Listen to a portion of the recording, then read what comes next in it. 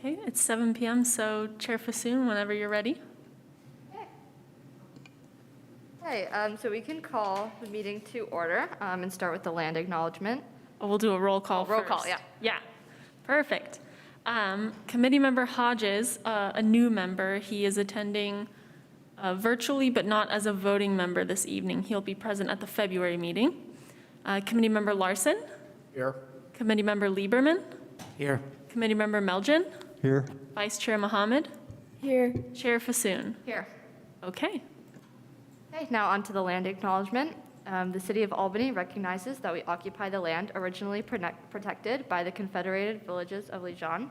We acknowledge the genocide that took place on these lands and must make strides to repay the moral debt that is owed to this indigenous people, specifically the Allotted tribe. We thank them for their contributions, which have transformed our community and will continue to bring forth growth and unity. The City of Albany commits to sustaining ongoing relationships with the tribe and together build a future for all that now make this their home.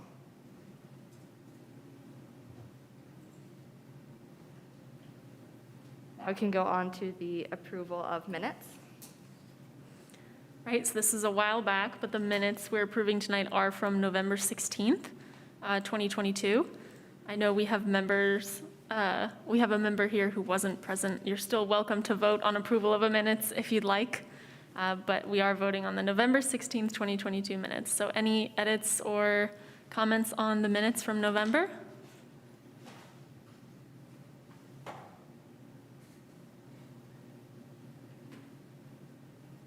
Okay, seeing none, we can do a roll call, or a motion, sorry, if anyone would like to make a motion. I'll motion to approve the minutes.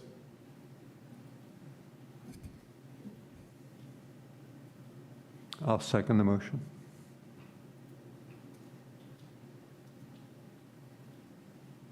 Okay, roll call vote. Committee member Larson, Yes. committee member Lieberman, I'll abstain. okay, committee member Melgen, Yes. Vice Chair Mohammed, Yes. Chair Fasoon. Yes. Okay, motion carries.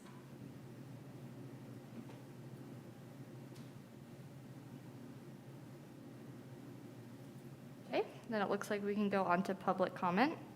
If any members of the public would like to speak on an item that is not on the agenda, they are welcome to do so. We have two members on the Zoom that have raised their hands. First is Kathleen. Please go ahead.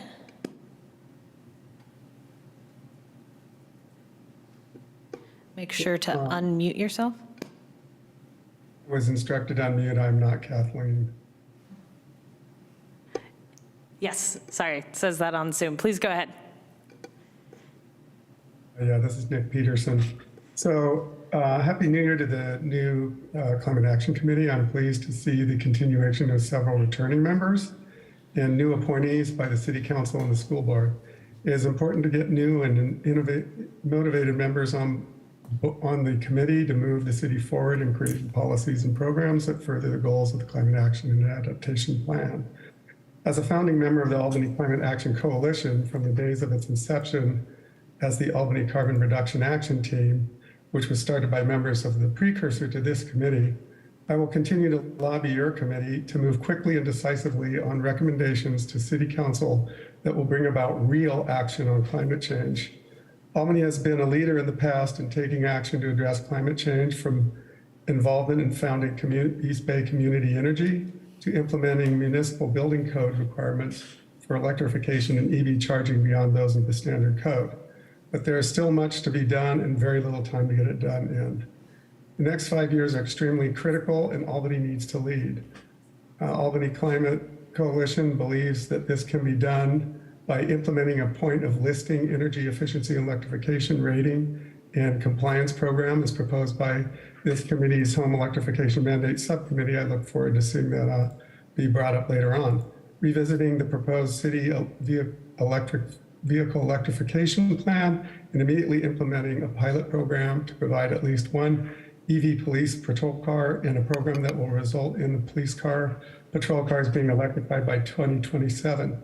Installing publicly accessible EV charge stations within the city limits by partnering with owners of parking lots and with third-party charge station providers and EBCE. Ideally, these will be located near multifamily housing in order to be available to those who rent their housing, accelerating the planting of street trees that will provide adequate shade and provide work with nonprofit and community organizations to establish a volunteer group dedicated to planting trees that specifically address climate change. Begin working directly with Albany Unified and East Bay Community Energy to create a coordinated community disaster response and resiliency program, hopefully establishing resiliency centers in school buildings, and establishing an Electrify Now program and resource center where Albany citizens can receive guidance and information and the steps necessary to move away from fossil fuels into zero carbon. I look forward to working with you in the coming year and know we can accomplish much. Thank you very much.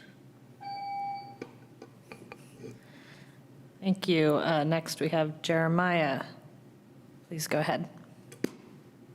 All right, Jeremiah here.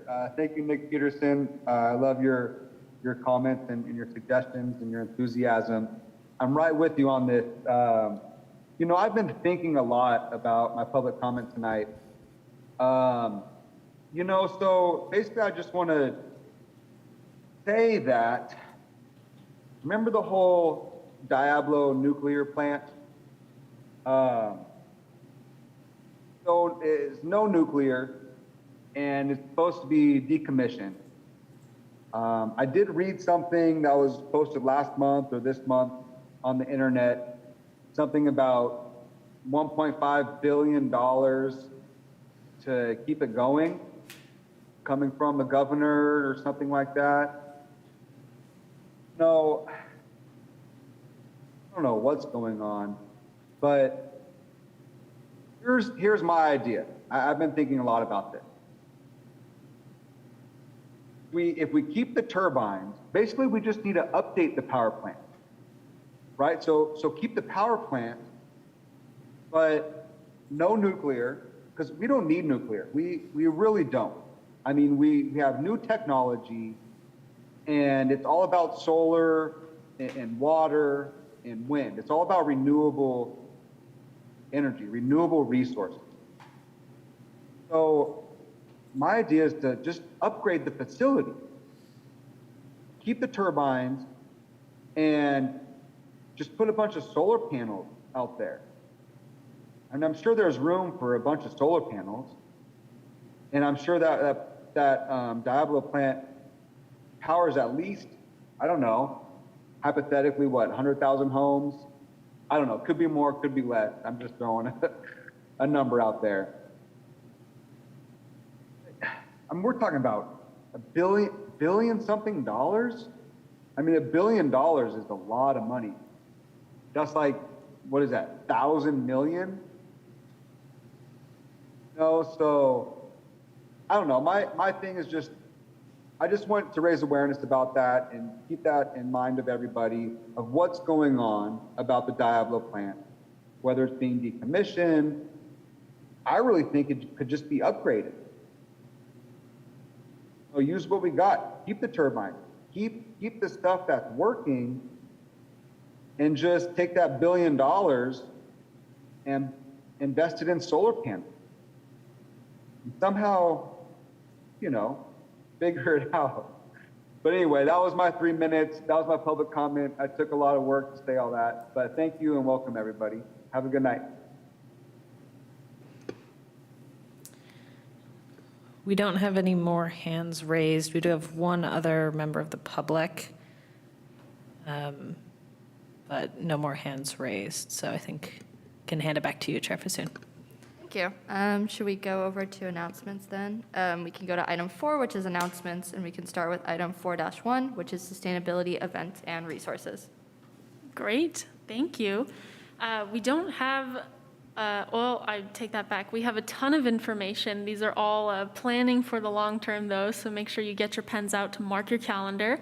We're planning a lot of exciting sustainability events this year, and we're not even going to announce all of them right now, but some of them for a sneak preview.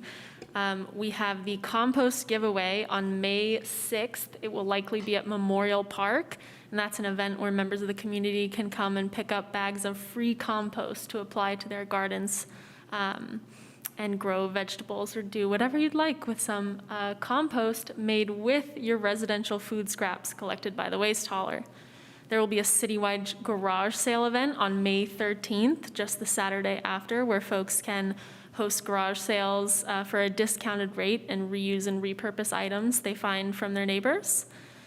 We have an Earth Day event in April in the works. There might also be a community event in April where sustainability will have some involvement.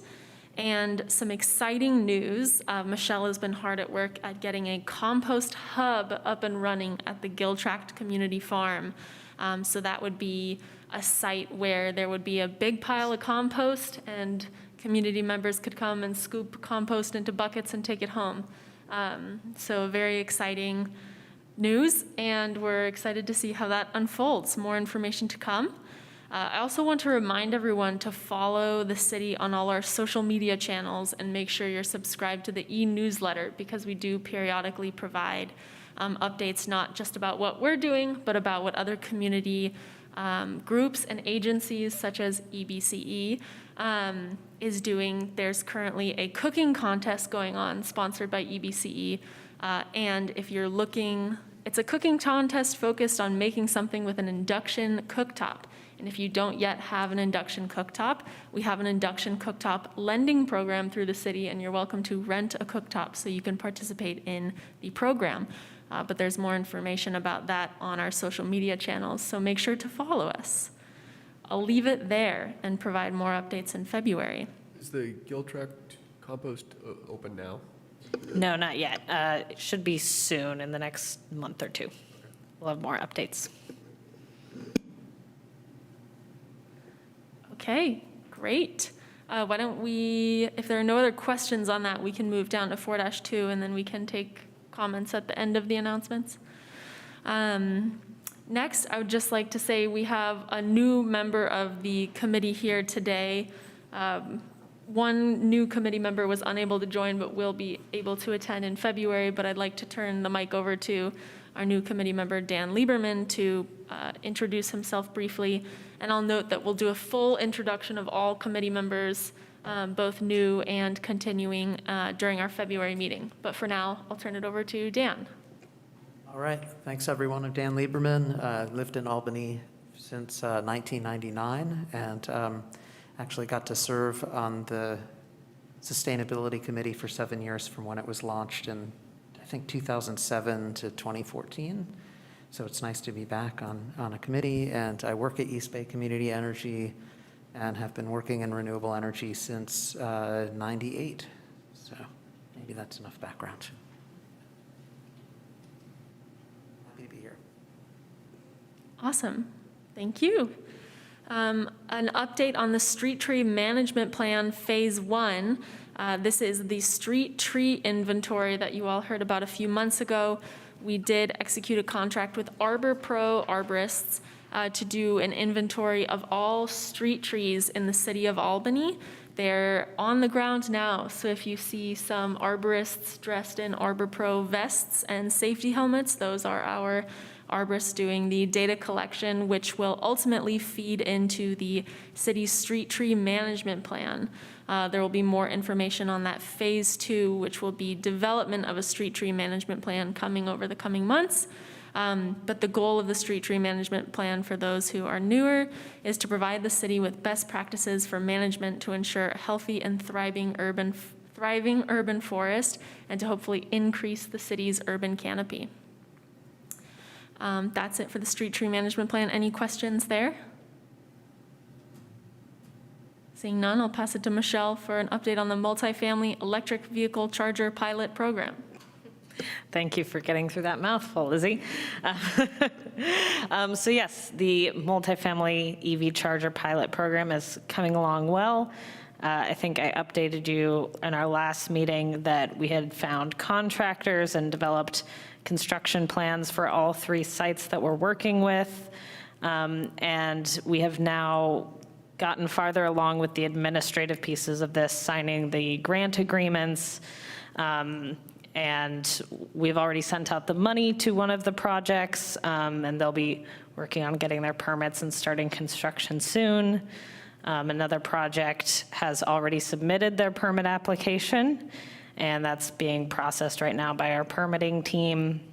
So we're getting very close to actually starting construction on all 3 sites. I'm expecting construction to start and probably finish by the end of February. And then at that point, I'll be coming back with a larger report once we finished up on the program and what we learned. I'm also working on putting together resources for the tenants of those buildings, kind of a guide regarding electric vehicles and the chargers being installed in their buildings, and hopefully trying to put together some sort of informational event for them too. So that's what's on the docket for the next 2 months.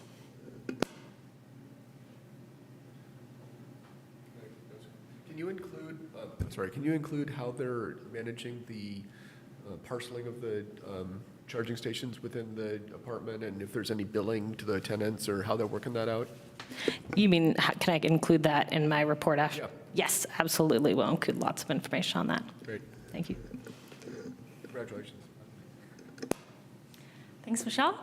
Okay, last update. I just wanted to remind everyone, both in the audience and here today, if you haven't yet, applications for advisory body positions are still open. There is a link available on this agenda packet, and also if you go to our city website, albanyca.org, you'll find it right on the main page.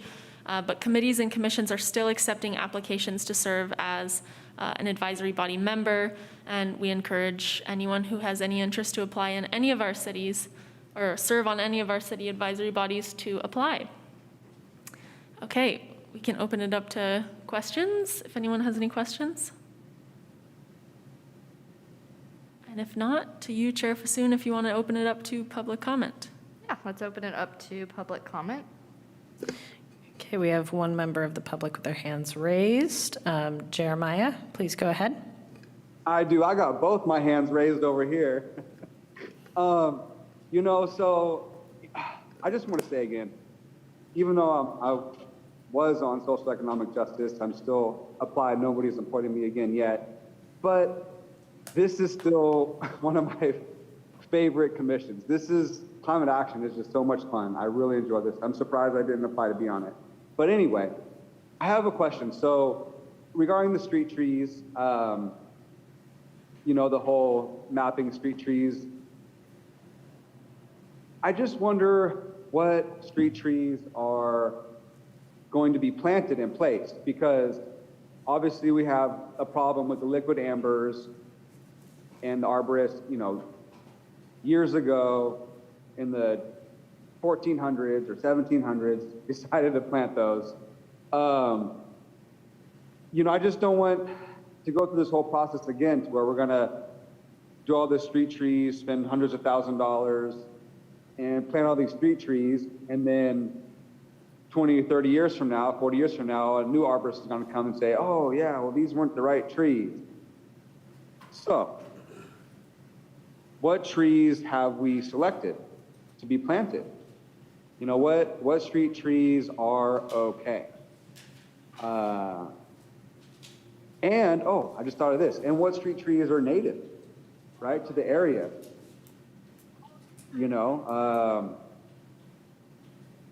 So that's one of my questions is there a list online I could look at the city's website so I could see for myself, or anybody from the community can see a list of approved street trees? And I know that fruit trees propose a slight issue with that whole low-hanging fruit thing that was such a big deal last year or a year and a half ago. There was a lot of talk about low-hanging fruit. But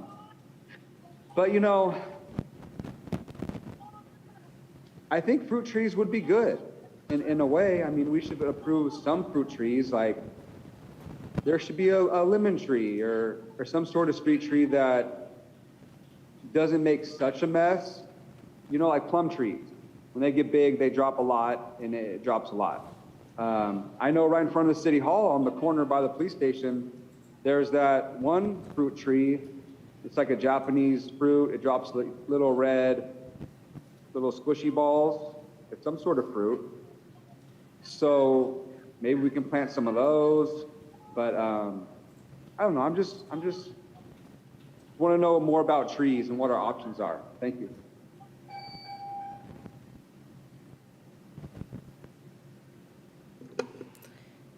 You do not have any other hands raised.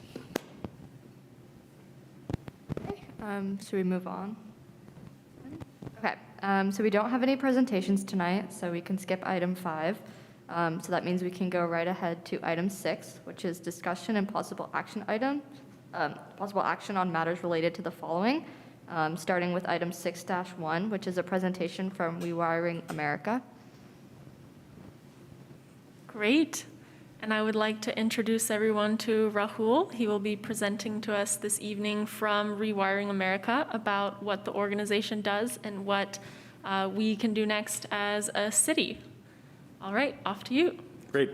Hi, everyone. Thanks for the opportunity to come tonight. My name's Rahul Young. I'm a San Francisco resident, but I'm the National Director of Local Engagement for Rewiring America. So Rewiring America is a nonprofit started a couple years ago that's been growing quickly, focused on electrification of the entire national economy. I'm sure you're all quite educated about this, so I'll be moving through a presentation relatively quickly, but excited to talk a little bit more about it, and especially excited to be here. Many moons ago, I was the City of Berkeley's Green Building Coordinator, so always fun to be back in the East Bay and to see all the progress that's being made at each of the local governments here, but appreciate your leadership. I want to talk a little bit about electrification writ large and kind of the benefits of it and why we are so focused on it, and then talk a little bit about what we see as the next steps, especially this year for both residents and for local government, local elected officials to commit to going forward. And ready whenever you are. If it works. Technical difficulty. I'm pulling up your slides now. Yeah, no worries at all. Booted out of Zoom.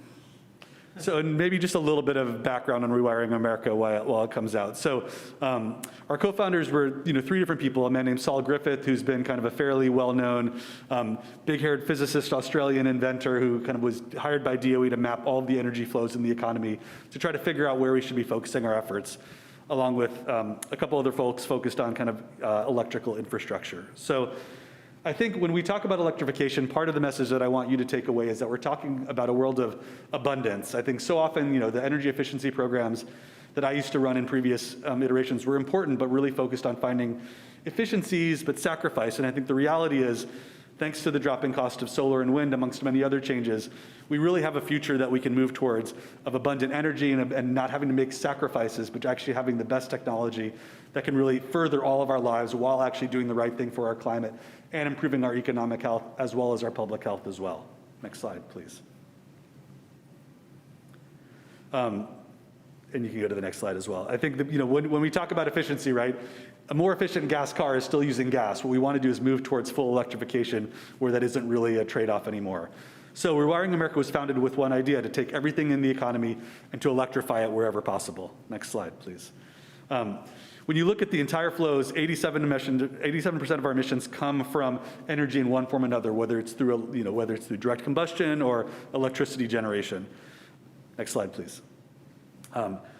Again, we know how to create affordable electricity. Hearing the introductions from folks on the panel, I know you all are working in this yourselves. It is the greatest gift that we've had over the last few years. I think my own journey through the climate world went from one of kind of deep despair at times to actually hope as I've seen the cost of electricity come down through renewable sources. That gives us this opportunity, as long as we electrify the way that we live, to be able to take advantage of that lowest cost and not have the trade-off anymore between good climate action and good economic action for our communities. Next slide, please. 42% of our energy-related emissions come from decisions made around the kitchen table. Next slide, please. So that gets into the cars we drive, how we heat our buildings and water, how we cook our food, how we dry our clothes, and of course, where our electricity comes from. Next slide. So we're talking about vehicles, we're talking about water heaters, we're talking about dryers, we're talking about space heaters, and especially in the last week, we're talking a lot about stoves, as you might have seen in the press, partly due to a research paper co-written by one of my Rewiring America colleagues talking about the link between childhood asthma and having gas stoves in your house as well. Next slide, please. one of the biggest focuses for Rewiring America last year was really focusing on the passage of the IRA. That really was a transformative moment for our nation in terms of really putting the resources required to start making a real dent in the investments required for electrification going forward. Because of the incentives around the IRA, both the tax credits and the rebates that are coming, every American has what we think of as an electric wallet or an electric bank account, where you have these resources available. It's just a matter of taking advantage of them.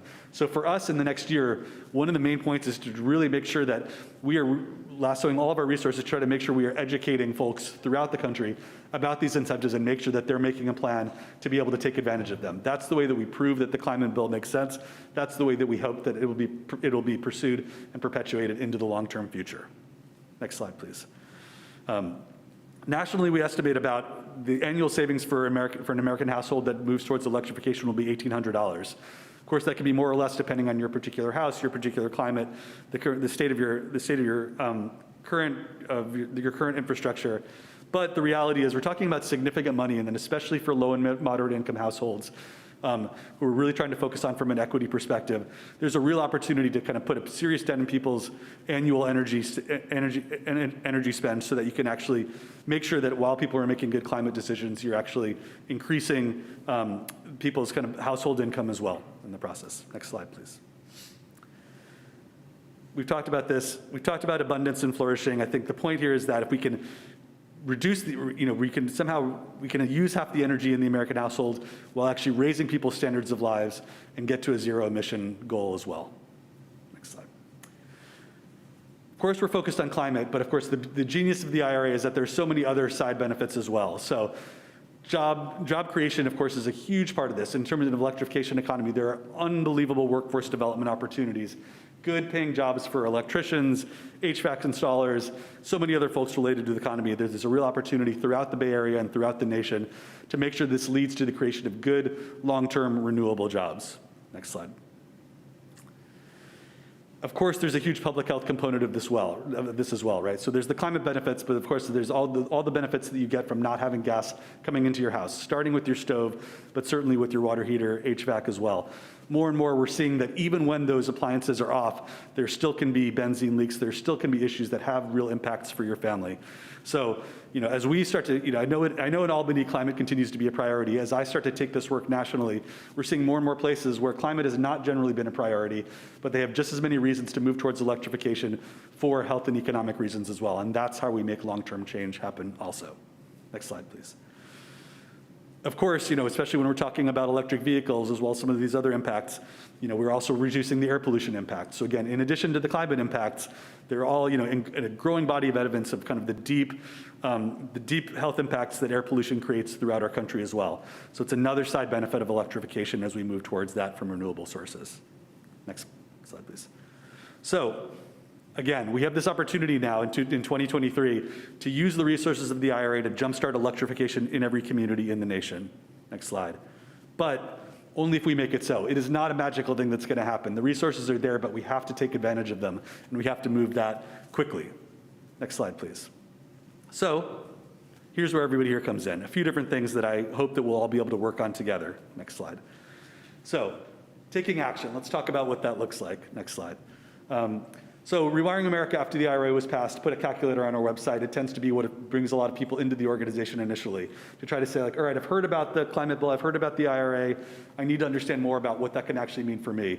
Going to our website, you can try out the calculator, you can get a quick sense of, like, here are the tax credits that I might qualify for, here are the incentives that I might qualify for, here are the different measures that make sense, so you can start to kind of put together a plan. Doing this across your house, especially when you're retrofitting a house, can take a long time, but if you make a plan, you can actually start to think through what should be the highest priority, which contractor should I be talking to, what's the order of events there. Next slide, please. Talking about it, I'm an energy nerd, I love to talk about it. We want to try to make everybody want to talk about it. It will really have it be a household conversation. Next slide. So we want to have people there talking about it. We like to geek out on heat pumps ourselves. There's lots of different things we can talk about, whether it's EVs, heat pumps, heat pump dryers, heat pump water heaters, induction stoves. Everybody's going to have a different passion, but just talking about them, talking about why they're better for all these different reasons from climate and beyond is an important thing, so people realize that it should be part of their own conversation. That's partly why things like the last week of the gas stove conversation, even though it was polarized and immediately toxic as these things can often be, it still brought it into the zeitgeist. It made people think, hey, I need to be thinking about this. Next time my stove breaks, I need to think through whether I do want to really repair this or replace it with something better. Next slide. Again and again, we see that, of course, climate's important, but of course, you need to be able to pair climate with cost savings and health savings for it to really be actionable. And again, electrification allows us to combine all those things together. Next slide. Another thing we've created really that I want to be kind of keep in everybody's mind is, of course, around schools. There's a huge opportunity there, both around school transportation and buses and around the school infrastructure themselves to make sure that you're prioritizing electrification there. So also on our website, we have kind of a Rewiring Schools initiative so that as school districts start to be able to have the resources to take this more seriously, they can have the guidebook to figure out how to prioritize their own actions as well. Next slide. Of course, contacting your local contractors. What we're hoping to see this year through the IRA incentives is that it leads more and more people calling up their HVAC contractor, calling up an electrician, calling up a plumber, talking through what this is going to look like. Now, this will be a challenging process. Construction is very inertial, right? You'll have people who've been doing things a certain way for a long time.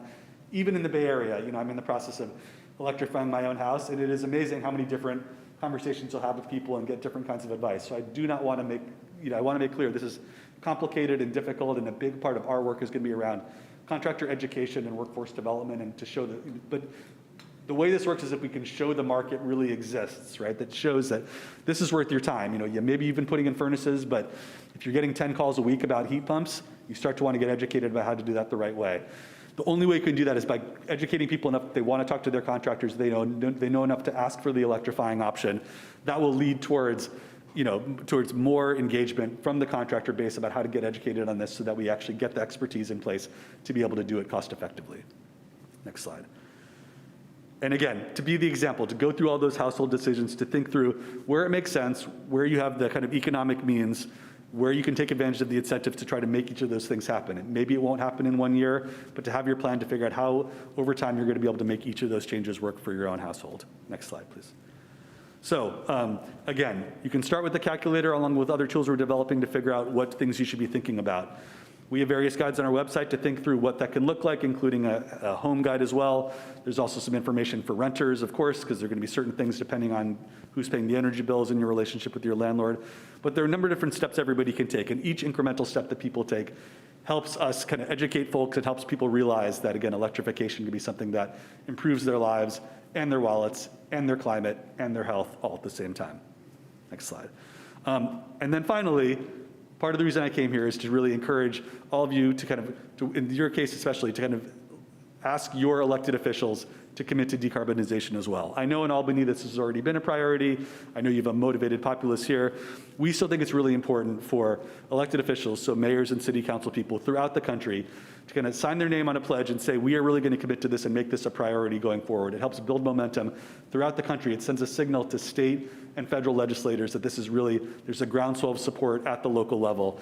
And that's my final request here to talk to you about. So we have a Mayor and Municipal Leaders for Electrification Coalition that we've created over the last year.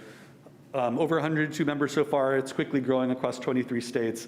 By the end of this year, we'll have representatives in all 50 states at the local and county, at the city and county level, who are committing to electrification in various ways. By doing that, it also allows us to create a network amongst those folks, to be able to share best practices, to be able to support one another's efforts, and then to have those efforts bubble up to the state level to really have kind of more state and regional change start to happen as well. Next step. So this is based on the fact that we realize that municipal leaders have a role to play both in kind of the operations of their own cities, but again in educating their constituents, right? One of the things Lizzie graciously did over the holidays was to kind of send out all the information around Rewiring America's calculator and our guides to constituents, putting it out on social media. Every little bit of that helps. Anytime an elected official takes an opportunity to talk about the IRA is happening now, there are incentives now, we want you to take advantage of that, we want you to be able to make these decisions for your household. It really helps kind of build the movement and make sure that we're actually kind of showing that this climate bill was a valuable decision that is transforming communities. Next step. So to join the coalition at this point, it requires kind of taking a pledge. As you'll see here are the 4 parts of the pledge. So one is to pledge that as a mayor or city council person, you will be building support for policies to help homeowners and renters at every income level and businesses of all sizes electrify their homes and buildings and charge their EVs. It'll be to work to replace fossil fueled machines in municipal-owned buildings and fleets with clean electric appliances and vehicles. To reach out to businesses and support the creation of good quality jobs, equitably transitioning from fossil fuels through electrification, and for them to use their voice in Washington, their state, around their community, and with the news media to support and educate others about electrification as the means to realize a fossil fuel-free future. So, last slide. We're excited to be part of this. This is our heat pump costume worn by Sam Kalish, who happens to be a Berkeley resident who's actually, I visited right before I came here, who's working on his own startup there that's actually building an induction stove that can plug into a normal 110 outlet so it doesn't require rewiring as well. So another sign of kind of great kind of clean tech entrepreneurship happening in Berkeley, but we also try to not take ourselves too seriously. So when we're lobbing the hill occasionally, we're dressing up in heat pump costumes just to try to keep it light and show people, hey, it's just an air conditioner that works two ways. It's not that complicated, but it's a great advance for our technologies.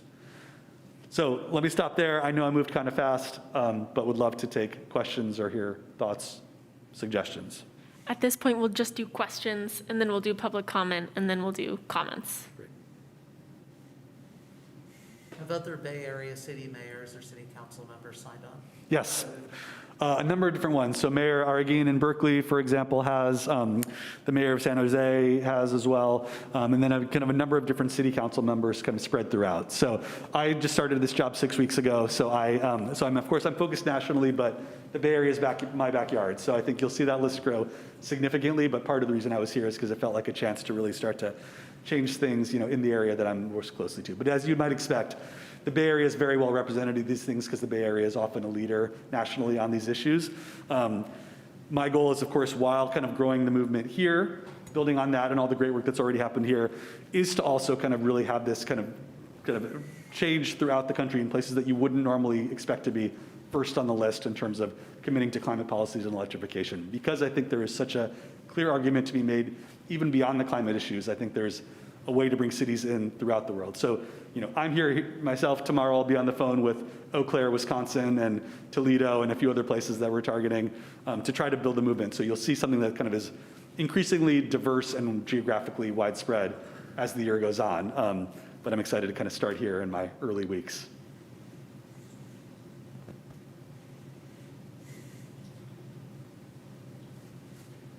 Yeah, thanks very much for the presentation. If a mayor signs on, what practically are they signing up for? It's a nice list of four things to say. Yep. What are they practically signing up for? If our city council people say, wait a minute, what am I signing up for here? Yep. What are they signing up for? Yeah, so by design, it's kind of meant to be like a fairly low barrier to entry, right? Because we recognize that each city is going to have different, political balance in terms of what they're actually capable of achieving or not. And for now, we're taking a Big Ten approach to try to bring people in the mix. So in terms of what they're actually signing up for, it's the four things that we kind of listed on that previous slide, which we could kind of bring back up if that's helpful, just to take another look at. Functionally, beyond that, part of what we do is we have kind of monthly programming together where we're bringing folks together. Again, opt in. You're not required to join that by any means, but to make sure that you're getting kind of the latest education on what's currently happening with the IRA, because that's changing month to month in terms of which incentives are being rolled out, what are the qualification standards, and what are the best practices there too. So we have those kinds of things. We'll be planning in-person events so that if local elected officials want to convene, again, either virtually or in person, there are opportunities to do that. If you're saying, if you think, oh, I want to be able to meet with kind of other folks throughout the country who are doing similar work and really build on each other's efforts, that's part of what we're creating as well. Similarly, we'll be working kind of at the policy level to bring like-minded local elected officials who need to influence state policy as well. There's a lot that Albany can do as a city, but obviously there's a lot that requires change at the state and national level as well. So finding folks who are passionate about this issue so we can bring them, when necessary, to the California Energy Commission, the CPUC, to DOE at the federal government, to really be able to advocate for the changes that will flow down and require and allow Albany to do all the things that it wants to do for its own community. So there are no requirements beyond this. There will certainly be lots of things that folks can opt into depending on their time and interest in terms of getting more educated about this. But it's a way, I think, to signal to their constituents that this is a priority and to signal that Albany wants to continue to be a leader in this and to help kind of build the groundswell so I can bring other cities throughout the Bay Area and throughout the nation into the network as well. Follow-up question? Yeah. All right. Does it need to be a city council person, or can they delegate people from, for example, the Climate Action Committee or from the staff? It's a great question, and this is one of those things that I'm kind of thinking through in my very near term here. So I think the way it's designed initially, it would be mayors and city council people to begin with. Again, having been, a staff person at City of Berkeley, a few years back, I very much realized that real change often happens kind of not at that level, but kind of at the folks on the ground here who are doing it. So as time goes on, I kind of am envisioning broadening that coalition, but that requires a little bit of kind of internal discussion to figure out how that is. So for now, in terms of my request today, it's really around specifically the city council people and the mayor, but certainly possible that, in a couple months, I would be coming back to Lizzie and you all to talk about kind of a more expansive view, because I think there is a role for folks like you, for folks on school boards, et cetera, to kind of show that they're committed to this as well and to kind of find ways to create those networks as well. So I'm excited to do that at all the levels where we can affect change, but we're starting at kind of that somewhat higher level for now. Will Rewiring America at some point have a policy committee that decides what policies are pushed at the federal level? Absolutely. So we have policy staff already kind of on the ground. So Dr. Leah Stokes, for example, you may have heard if you're listening to Energy Podcast, is our head of research and our head of policy, and she's also a professor down at UC Santa Barbara. And she was one of the people on the front lines of negotiating and kind of guiding the terms of the IRA negotiation. So that group exists already within Rewiring America, but as you might expect, there are a lot of other NGOs working in this space as well. So when we do that, we're working kind of hand in hand with the Building Decarbonization Coalition and Rocky Mountain Institute and the Sierra Club and NRDC, I could list 10 other folks who are pretty deep in this space. So that's how we do this. That's how we're working at that level. As we build this particular network, I think we recognize that there are some mayors and city council people who are excited to join and do what they can at the local level, but they'll leave it at that. We're expecting that there will be others who really want to kind of play a bigger role. And so certainly one of the things we envision is kind of creating kind of an advisory circle amongst the folks who join this coalition to help guide that as well, to make sure that we're kind of using the experience on the ground of actually implementing this work to inform federal policy and vice versa, and have those things work together. So that doesn't exist now, but as we get to kind of critical mass of the right number of people who are engaged to that level, that will be certainly something that we create to inform our policy work as well. Does that make sense? Does that answer your question? Yeah, I'm just wondering what happens if the mayor of the city of Albany prefers a policy that contradicts what the lobbying arm of Rewiring America favors in Washington. And as an example, suppose, let's see, a commenter earlier today talked about keeping the Diablo Canyon nuclear plant open, and that's kind of a narrow California issue. Sure.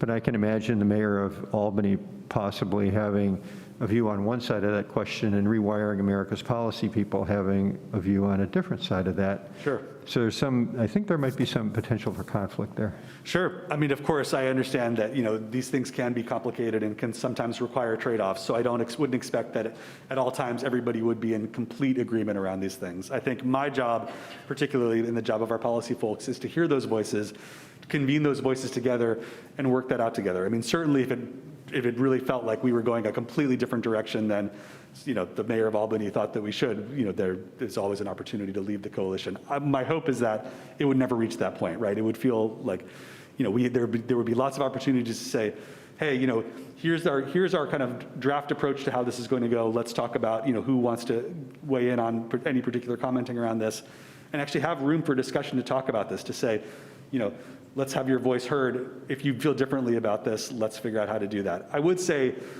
I think Diablo Canyon, you're right, is particularly thorny. That's not something that I would imagine at this point Rewiring America is going to be specifically weighing in on. It's much more related to kind of home electrification and those particular incentives.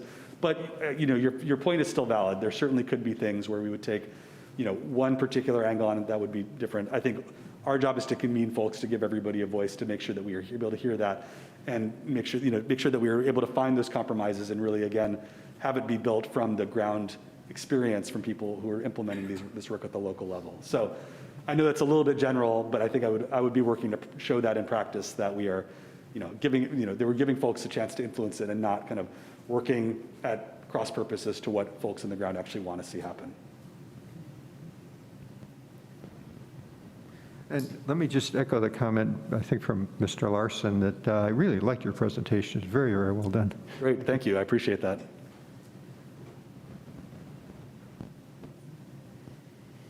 Anyone else have questions before we jump over to public comment? Okay, should we open it up for public comment? Yes, we have one hand raised. Nick, please go ahead. Yeah, I'd like to also indicate that this was a very good presentation. I also, as speaking for the Albany Climate Action Coalition, I think the city needs to take a very strong stand that electrification is important, and the city encourages this. I know there's sub-issues about where the electricity comes from in Diablo County, blah, blah, blah, but that should not water down or diminish the city in coming strongly forward in promoting electrification.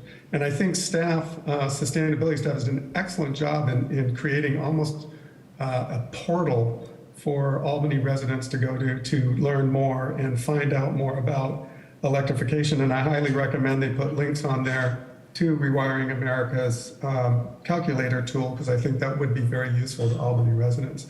The other thing I'm a little concerned about is that, and we've talked, the Climate Action Committee has talked about this before in earlier meetings, is the way we can get some sort of metrics out of this for seeing the progress that we might be making. And I'd like to remind the committee that we did implement an approach using a website called Albany, Carbon-Free Albany, which uses an entity that provides ways for Albany residents to assess their carbon emissions currently and then take certain actions. And I think it would be nice if we could somehow coordinate these two efforts and somehow keep pushing out the Carbon-Free Albany platform, as that does allow the city some access to information as to far as what kind of results are happening out of that. Otherwise, we're a little bit blind to everything unless we just look at building permit issuances and try to get a rough handle around it in that manner.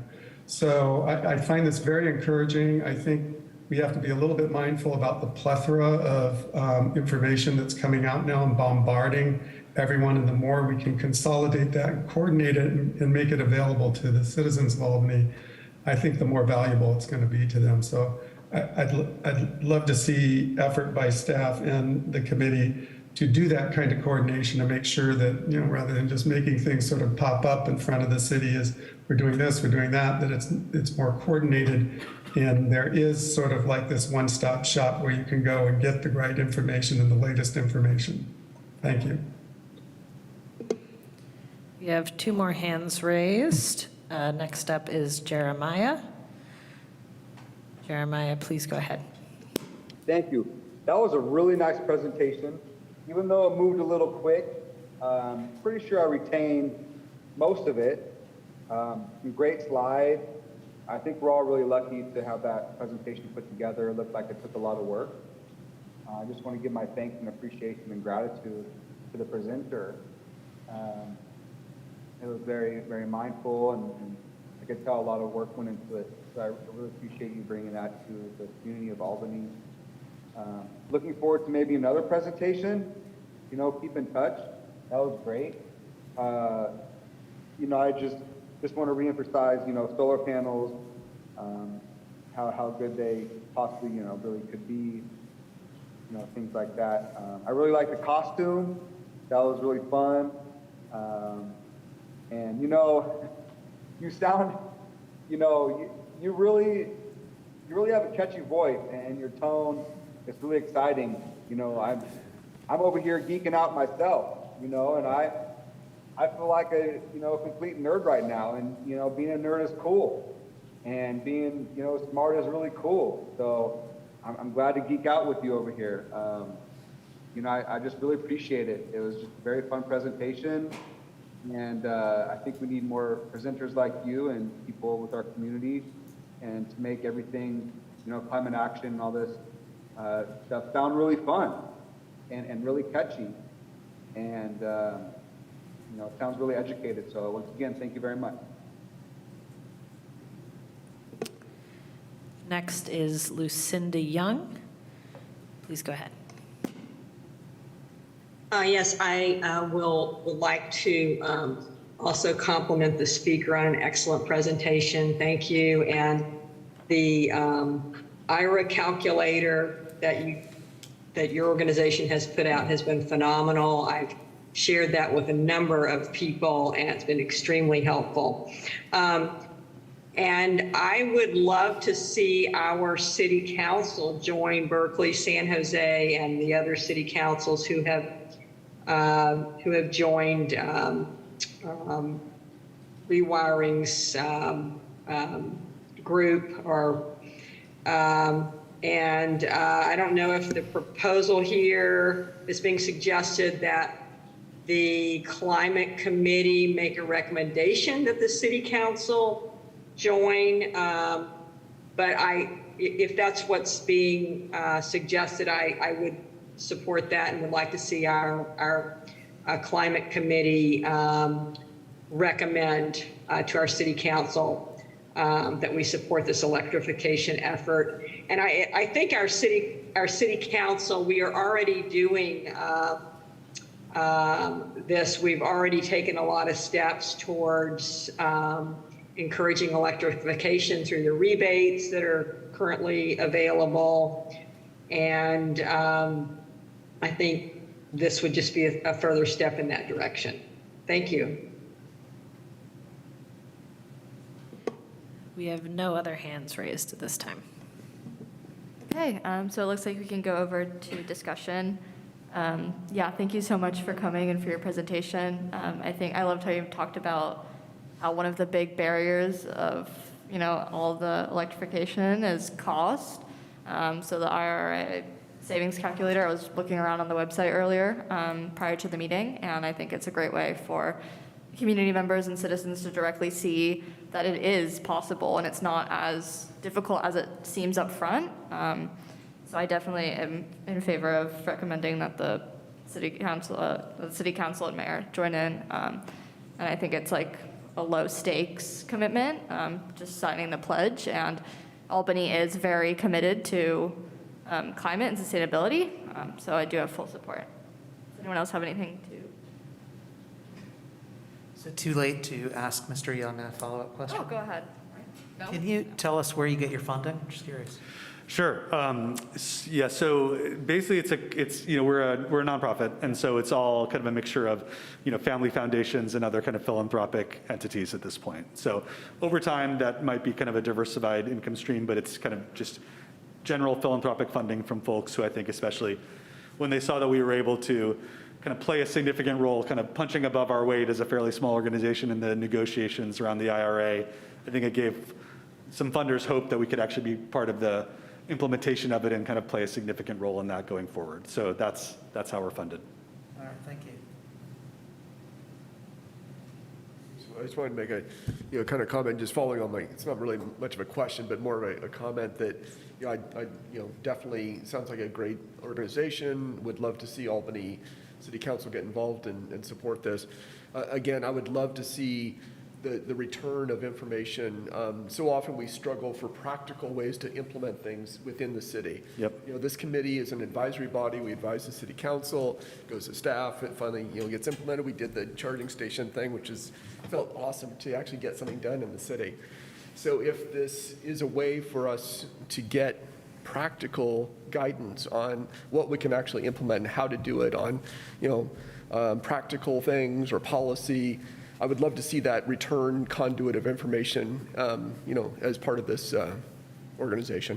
Yeah, absolutely. If I could just respond for a sec. Yes, completely agreed. And, leading into this, I got to have a call with Lizzie and Michelle to hear more about the work that they're already doing and the leadership that they've shown. But yeah, I think the communication channels will always be open, that if we can support what you're doing, kind of both to celebrate what Albany's doing, to kind of bring that to other folks, and then vice versa, if there are things that we're seeing that might be useful for Albany to consider, to do so. And one other thing I meant to mention earlier, but building off the calculator that we saw, the next step of that we'll be rolling out in the next few months is to kind of take that so you can drill it down to kind of a zip code level search, right? The calculator by its design is kind of national information, but there's a lot of variability there. So the next step will be there to lift that, to put your zip code in so that you can then see, based on the particular climate impacts here, the particular costs, the relative price of natural gas and electricity, et cetera, to kind of help you come up with a more actionable, kind of personalized set of what the order of events might be, or might make sense depending on your priorities too. So we all want to turn this into something real and actionable. We all have the same shared goal there, and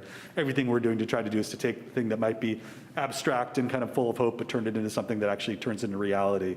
And I guess the last thing I'll say is, like, one of the things we'll be trying to do, but would love to work with you, is to capture those stories as they come out. You know, so as you have very committed Albany residents who decide they're going to do this and they're going to install a heat pump or fully electrify their homes, anytime we can capture those stories and talk about it in this venue or through our social media channels or whatever, to kind of say, like, this can be done, here's people taking advantage of these incentives, it just makes it feel more possible for everybody else too, you know? So I think because Albany has so many leaders, is a chance to kind of show that leadership and have those stories inspire folks around the country. Yeah, I also think it's like very low stakes, and that like definitely we should join this. Thank you. I had a question. I know you touched on this a little bit earlier, but after a city were to sign this pledge, is there any way that Rewiring America has helped measuring success from that? Or like after it's signed, is there, I know you mentioned something about meetings, like what's the situation after, or like accountability and stuff in that sense? Sure, absolutely. So in terms of measuring success, yes. I mean, part of what we do with our partners is kind of to be tracking kind of the policy level changes that are happening at each city, right? So, you know, whenever a city passes, you know, as Albany already has, you know, a ban on natural gas hookups for new construction and things like that, to be able to show that kind of progress. So there's policy changes that will happen that our research team works with some of our counterparts at other electrification NGOs to kind of track all those things and to be able to kind of celebrate those, but also to show how different cities are tracking to each other.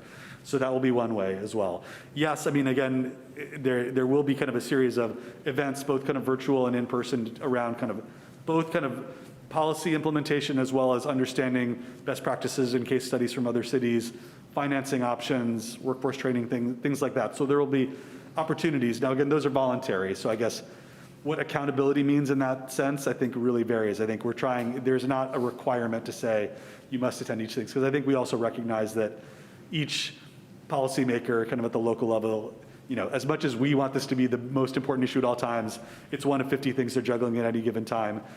We want to provide resources to folks so they can take advantage of it, but not require it, because, you know, whether or not they're attending a thing is not what matters, it's whether it's leading to actual action down the road.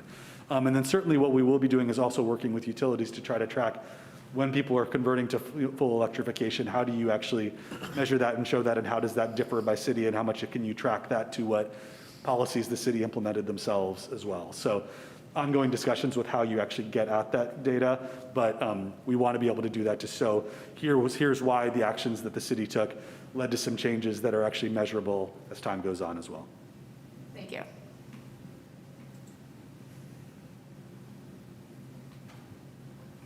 Just as a reminder on the agenda, the staff recommendation was, if the committee's interested, to recommend that the mayor and each council member join Rewiring America's Mayors and Municipal Leaders for Electrification Coalition. So that would be the suggested next step, depending on what the committee would like to pursue. So I'll go ahead and make a motion that we have the city council and the mayor join the coalition pledge. Second. Okay, a roll call vote. Committee Member Larson? Yes. Committee Member Lieberman? Yes. Committee Member Melgen? No, I need more time to think about this, so it's just too fast today. Okay. Vice Chair Mohammed? Yes. Chair Fasoon? Yes. Okay, motion carries. Thank you, Rahul. Thank you again for the time, I appreciate it. Yeah, thanks.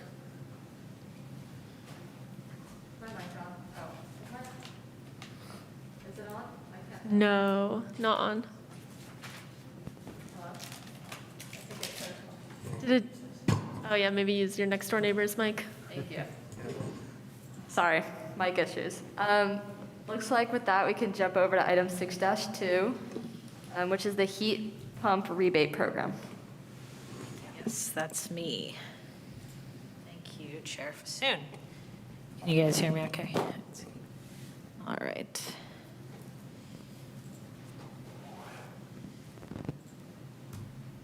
Okay.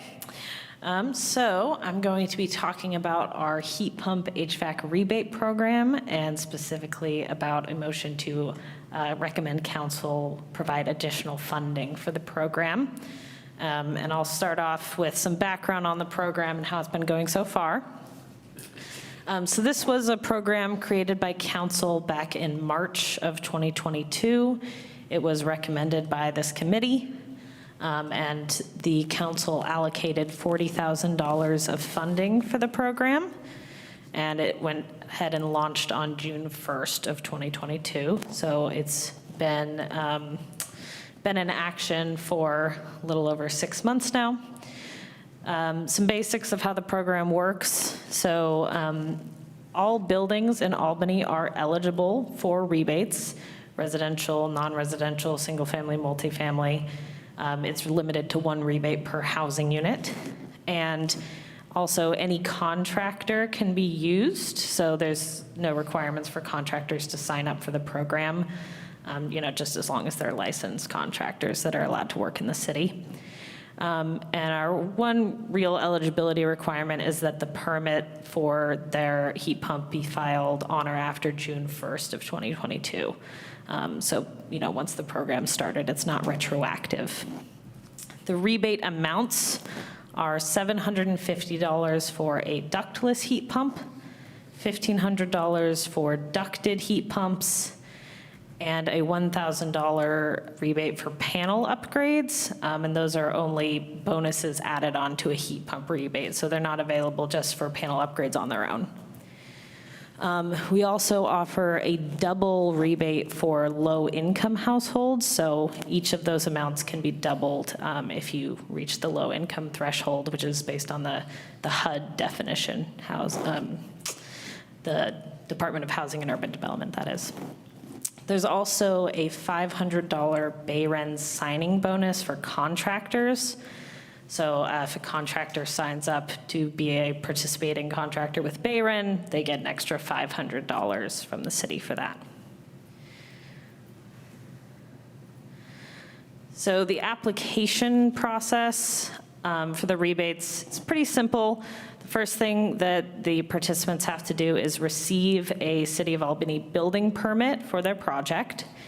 And once they have that permit, they can go ahead and fill out the application form for the rebate. It's just a really short online form, takes about 3 minutes, mostly just contact information and the permit number. And then at that point, I go in, check that they're eligible, figure out what amount rebate they're eligible for, and confirm that and reserve the amount for them. That amount is reserved for 3 months while they complete the project, which can also be extended if necessary, just to let them know that they do have the money, they can go ahead and do the project and know that it's secure. So while they're doing that, they complete the project, they have to pass their building inspection, just like any other project, and send me a copy of that inspection record. And then once I receive that, I work with finance to get those rebate checks mailed out.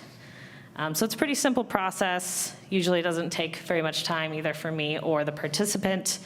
The homeowner can do this whole process or their contractor can do it for them. And on the right there, you can just see a little image of the beginning of that application form. It's just a Google form. So, so far, we have reserved or paid 23 rebates. The average rebate amount was $1,600, and that varied from $750 at the low end to $5,000 at the high end. That was for one of those low-income double rebates with a ducted heat pump and a panel bonus. So that's the maximum amount possible. And you can see in this chart here, so 30% of the funds, that $40,000, has been paid already. About 60% are currently reserved, and we have about 9% remaining. So the funds are getting quite low at this point, and I'm expecting they'll probably run out in the next couple of weeks, maybe sometime mid-February, just depends on how many applications we get. So as we think about kind of adding more funds to this program, I think it's useful to think about the impact that it's had, which is somewhat hard to pin down because we only have so much data, but tried to kind of collect together the data we do have to get a sense of it. And the first piece of this is the impact that it's had through outreach and just making people aware of heat pumps.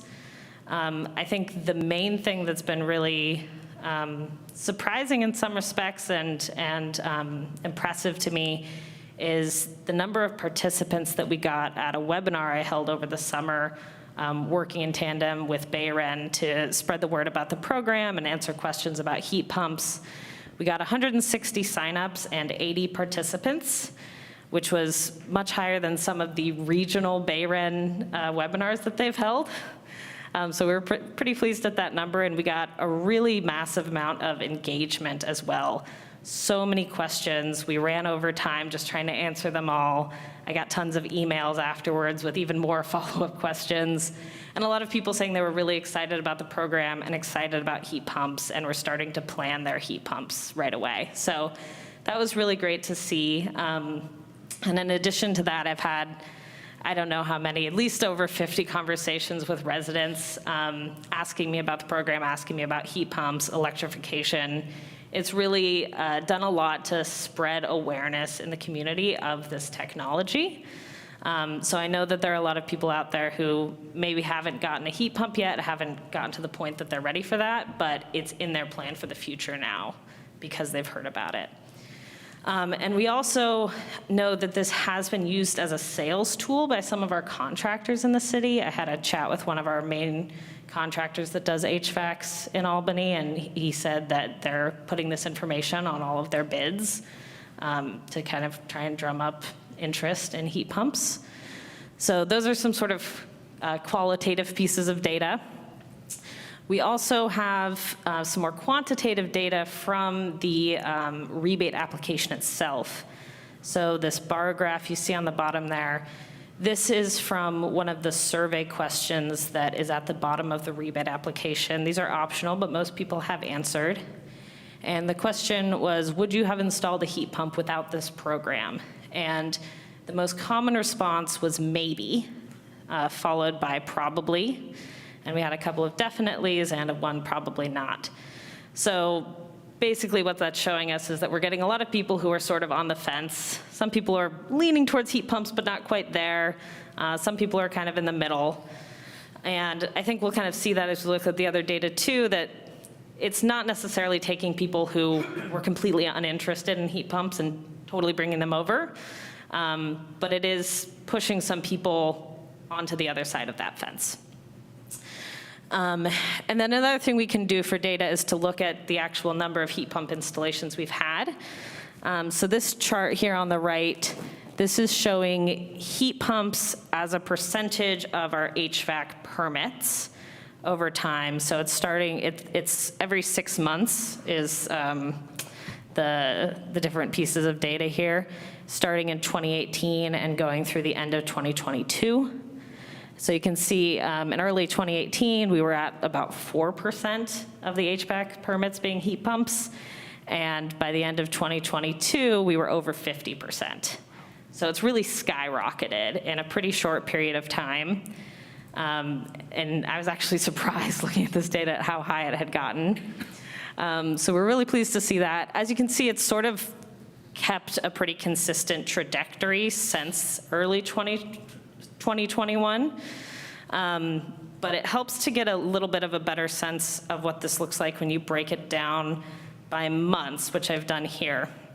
So this is a little bit of an odd graph, but what I've done here is I've shown the monthly percentage using a 3-month rolling average. So for instance, for March, that's actually an average of February, March, and April put together. The reason I've done that is because our numbers are so small that if you actually look at just the monthly data, it zigzags and it's really impossible to read. So this is just to give you a sense of the trend line. That said, what you can see is we do have the number going up early in 2021. It's starting to rise, and then it flatlines a little bit towards the middle of 2021. And then in December, the tech program began. This was a rebate program funded by the state that offered pretty significant rebates for heat pumps, about $3,000. And you can see that a couple months after that program began, there's this huge increase in the number of heat pumps being installed. And there's this big bump right around May, which is when the program ran out of funding. And people were scrambling to try to get their applications in as soon as possible before the program ran out. So we see this major peak in May, and then it falls right afterwards. And you know, it's impossible to know exactly what would have happened. I think there's a pretty good chance that after the tech program ended, it would have flatlined again or maybe even dropped a little bit. But the Albany rebate begins around that time, and you can see that after a couple of months, again, the numbers start to move up. It's not skyrocketing, but it is steadily increasing and getting up to just over 60% by December. So with this in mind, I think we can kind of put all the pieces together and say, this program isn't changing everyone's minds. It's not making the difference for every person in Albany. But there is a contingent of people where it's having an impact on them. It's making the difference. It's kind of making them more aware and kind of pushing them over that edge, like I said. So that's kind of the way I've analyzed this data. And that's also kind of backed up by the costs here. So this is based on our permit data from the last year, the costs of heat pumps versus gas furnaces. And it's stayed relatively similar to what it was before. On average, there's about a $7,000 incremental cost if you're looking at a gas furnace versus a heat pump. That's a little bit less for ductless. Of course, there is a pretty significant range in all of these cases. So in some cases, a heat pump might actually be less expensive than a gas furnace, or it might be way more, it just depends on the house. But that gives you a sense of the kind of scale that we're looking at. And what I found was that the rebates on average covered about 10% of the project costs for those projects that got a rebate, and roughly 20% of the incremental cost. So again, that's high enough to be noticeable. It makes some amount of impact. It's not a huge, overwhelming amount. And I feel like it's in this spot where it's low enough that we can actually give this rebate to a lot of projects, but it is actually it's making a difference.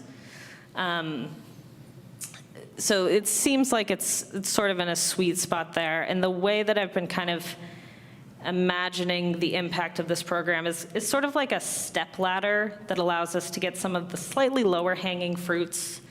We're not getting up to the top of the tree, but we're getting to the next level there. So that's sort of the way I've been imagining it with this amount that we have in the program. So all that said, let's talk for a second about the other programs that are out there. This has been shifting a lot recently, in part, as we heard from our last presenter, and is helpful to kind of get a sense of the ecosystem. So BayREN is our regional program that offers quite a few rebates for different home upgrades. They offer a $1,000 rebate for heat pumps, heat pump HVAC systems.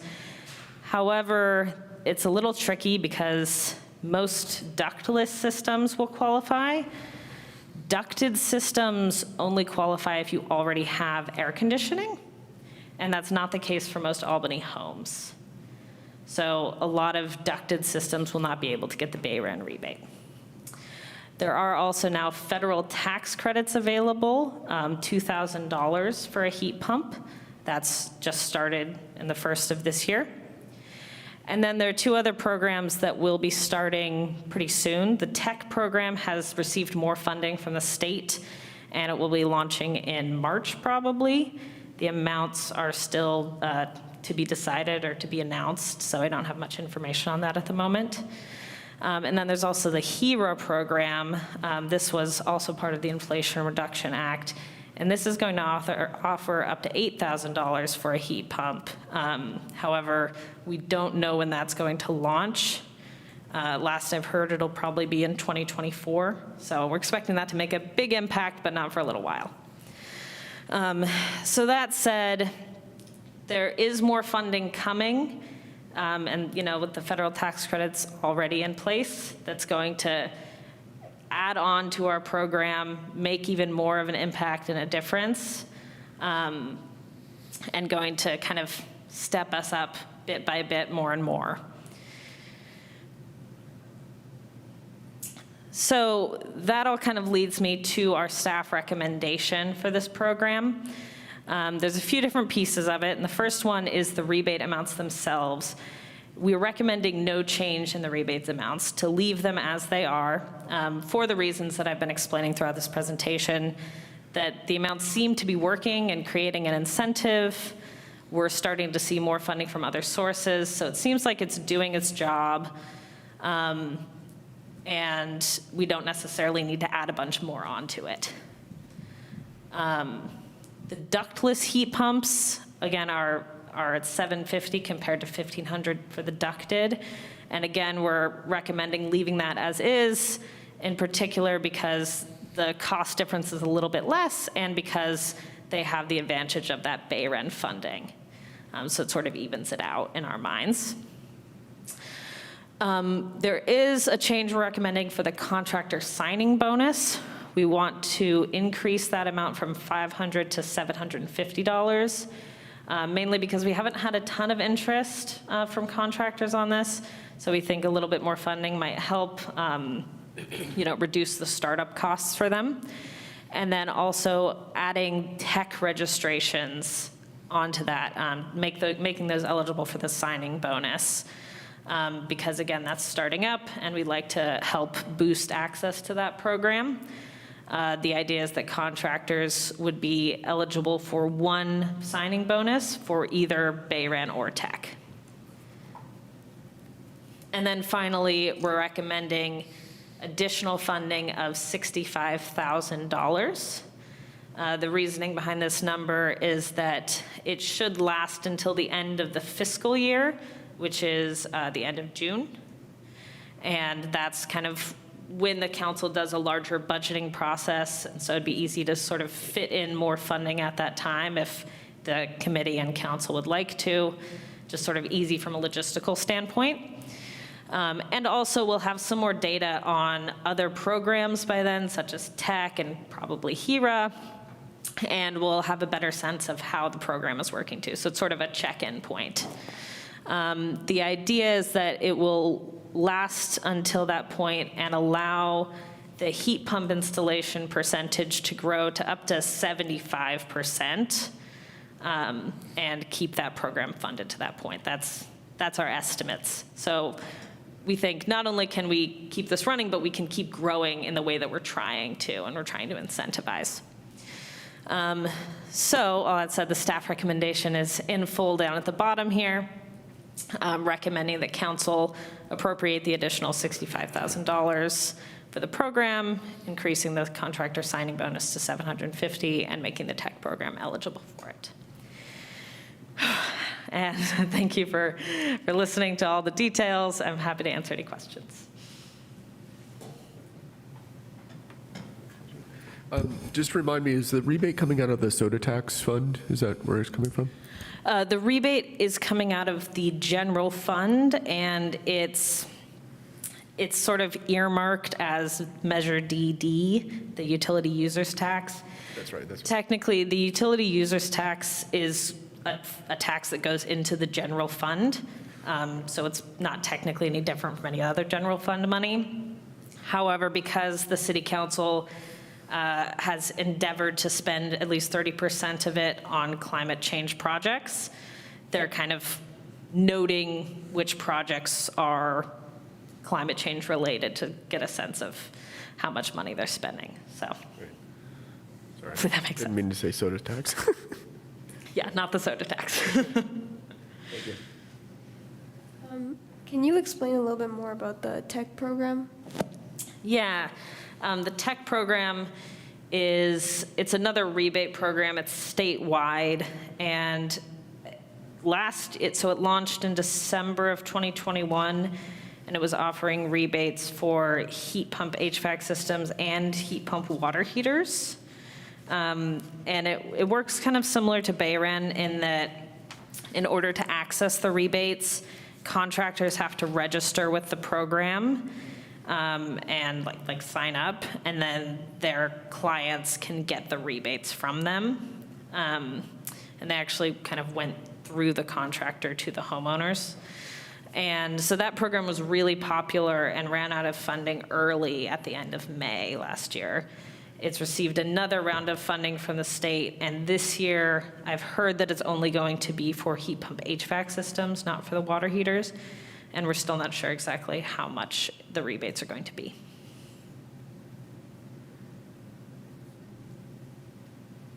I have a follow-up question about that one. I see one of the elements of the recommendation is to make the tech program eligible for the rebate. How do we impact what's eligible under the tech program? I'm not sure I'm following. Yeah, the recommendation is that signing up for the tech program would make contractors eligible for our signing bonus. So basically, if an Albany contractor signs up to be part of the tech program, we would send that contractor the $500 or $750. And it doesn't necessarily, it's sort of separate from tech. It's just like us kind of giving them a bonus for doing this thing that we're trying to encourage. Okay, that makes sense. And then are other local cities layering on an incentive like Albany is? Are there other, are you doing something are other cities sort of doing something similar so that contractors have a similar experience in Albany? Or is Albany adding something that other cities are not doing? As far as I'm aware, there aren't any other cities that have a contractor signing bonus. I know Piedmont has just started a heat pump rebate program as well, but I don't know that they have a contractor signing bonus as part of it. Okay. It makes me wonder if our uptake rates are higher, like over 50%. That's amazing. And I'm wondering if there's a way to show, like if you have any, I don't know if you have any data like from other cities about what their percent of heat pumps as a share of new home heating would be. But that would be very compelling, I think, to say, like, look, we've been doing this and look at our uptake rate, it's super high compared to our peer cities that aren't offering that bonus. So just curious. Yeah, I'm very curious myself. I don't have any information, but I have been meaning to ask if anyone else does from their cities about their uptake rates. It's higher than I thought, so it'd be interesting to see if that's a regional thing or an Albany thing. I will say that most of the contractors in Albany are already signed up with Bayren, and quite a few were signed up with Tech. So that might be a part of it. I think that's also part of the reason that our signing bonus uptake has been relatively low, is because the pool of potential applicants is small. We already have them mostly signed up.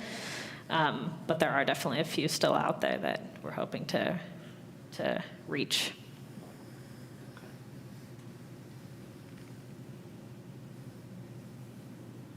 Okay. Oh, now it works. If no one else has any questions, looks like we can go over to public comment.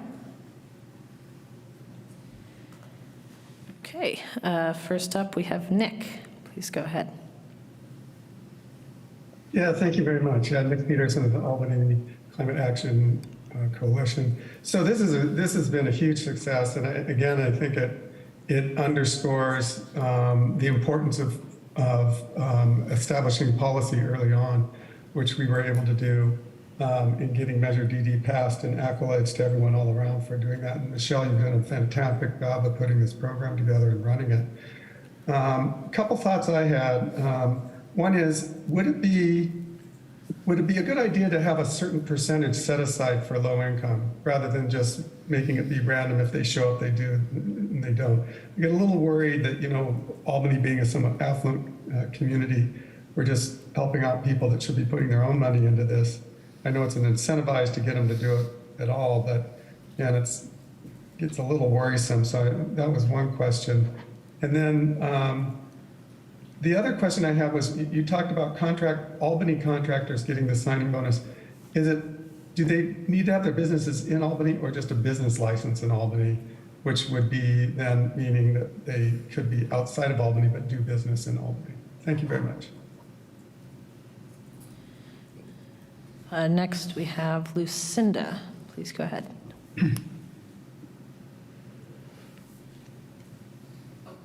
Yes, great presentation, Michelle. And I'm really glad to hear that this is having an impact. Just a couple of questions. Is the permit fee the same for heat pump HVACs and gas HVACs? I'm wondering if we've considered like waiving the fee, the permit fee, just as an additional incentive. And another question I had, you mentioned the signing bonus, the $500 bay room signing bonus for contractors. And while the $1,000 bonus for homeowners requires the homeowner to have previously had AC, does that also apply to the bay room signing bonus for the contract? I wasn't clear about that. But I would really strongly support the extension of this program. It sounds like it's been very successful and would like to see it continue. Thank you. Jeremiah, you're next. Please go ahead. Okay, yeah, just real quick. So you mentioned that we can get the city's rebate. So I was wondering if maybe you could actually answer this question if you have time. Let's say hypothetically I get that federal rebate for the $2,000. Am I still able to get the city's rebate? Because a lot of the times, you know, in life, like Target or the grocery store, you know, you could only use one coupon at a time, right? You could only get one discount at a time. So can I get the federal rebate, and then can I get the city's rebate, and then can I get, you know, Home Depot's rebate, and then can I get, you know, the Alameda County rebate? Can I get all the rebates, you know, for one project? Or is it, you know, I could only get one rebate per project at a time? So I was just wondering, can I combine rebates on a project? How does that all work? That's my question. Thank you.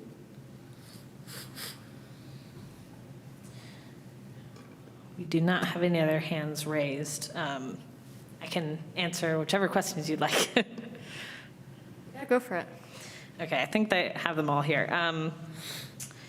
So, let's see, the contractor eligibility question. So the contractor does not have to be based in Albany to be eligible, but they do need to have an active Albany business license. I don't know how many contractors are actually located in Albany. It might be 0. But yeah, as long as they have an active Albany business license, they can be eligible for that signing bonus. The permit fee has been waived if you are converting a gas appliance to an electric appliance. So that's now $0 compared to the standard permit fee, which is a little over $300. Let's see, so for the Bayren $1,000 rebate, there's kind of 2 separate things here. So there's a $1,000 rebate for homeowners. If you have a ducted heat pump, you can't get it unless you have AC already. That's a little bit separate from the contractor signing bonus. So for that, the contractor registers with Bayren to become a participating contractor. They can get access to the rebates for their clients. And if they register, they can get a $500 signing bonus from the city of Albany. So for them, it doesn't have to do with, you know, AC or anything like that. That's just sort of per client, what their what their client situation is and whether they'll be able to get a specific rebate for them, but it doesn't have to do with the signing bonus for signing up with Bayren. Hopefully that makes sense. And then, yes, so the Albany rebate doesn't have any restrictions on other rebates or tax credits, so it can be stacked with any other programs, as long as those programs don't have restrictions of their own. As far as I'm aware, the tax credits don't have any restrictions. Bayren can be stacked with the Albany rebate. Tech can be stacked with the Albany rebate. So they can add up to quite a bit in some instances. Was there any questions that I missed?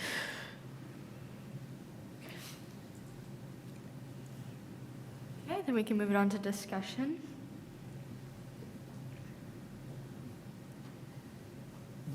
Oh, go ahead. I'm impressed. That was a really good presentation and an excellently designed program.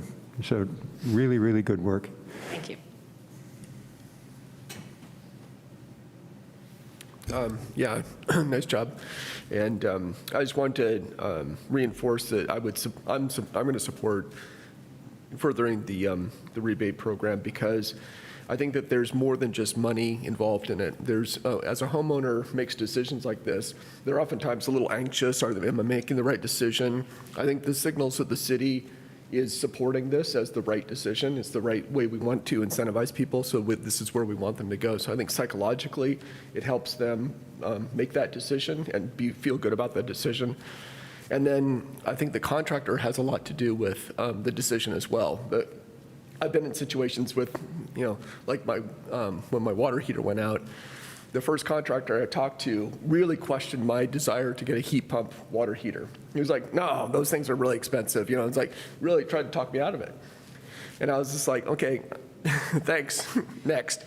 And I was committed to it, but if I wasn't, he would have talked me out of it. I would have gone back to a gas appliance. So I think it's great to increase the contractor incentive amount to get them on board, to get them projecting a positive image on this and suggesting it to homeowners. So for those two reasons, I think that this is a great program. We should continue on with it. So.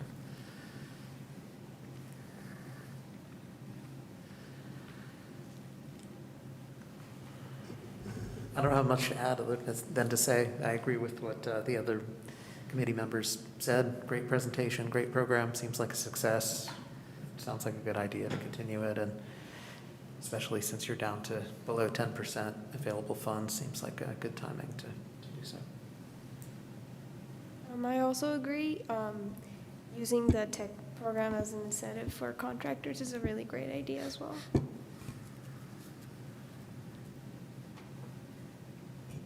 Can we make a motion now? Yes, if you'd like, of course. I'll make a motion. If you want the recommended motion is up on the screen. Can I ask maybe the other committee members, I'm still sort of stuck on that language that says, and make tech program eligible for rebate program contractor signing bonus. To me, that's not clear. I feel like maybe the tech program participation is the criteria for acquiring the signing bonus or something. It makes me, the way it's written, it sort of makes me feel like It's confusing. it's just a little confusing. Maybe it's just me, that's why I'm asking the committee. If it makes sense to everyone else, let's just move it. But if Lizzie there's and an I- opportunity to make a little wordsmithing there to make it clear, then I'm in favor of that too. Lizzie and I struggled with it a little bit, so if you have a preferred wording, please feel free. A thought is maybe we could make it provide or make contractors who participate in the tech program eligible for the signing bonus. Yeah, or maybe even it's just make tech program participation the eligibility criteria for the program, or something like that. It's participating in the program that makes them eligible, right? It's not The we're one. making the tech program eligible for something. It's that, yeah, right? Yeah, I would agree with that. The one note that I would add is, I might say registration rather than participation, because we are requiring, it's based on the act of registering, because again, it's not retroactive, so you have to register Okay. by a certain point in time. Okay. So maybe it's, yeah, make registration in the tech program the requirement for obtaining, a requirement for obtaining the rebate or something like that.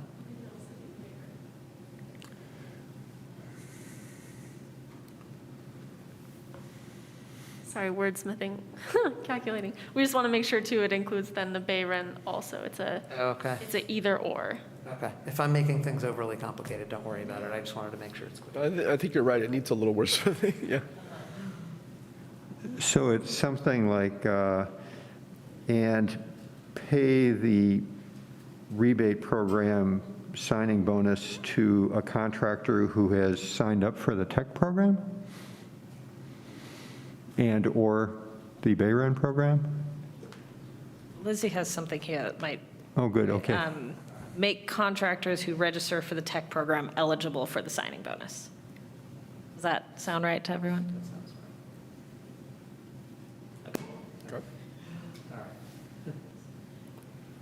Okay, I'll read off the motion, if anyone would choose to make this motion that is written.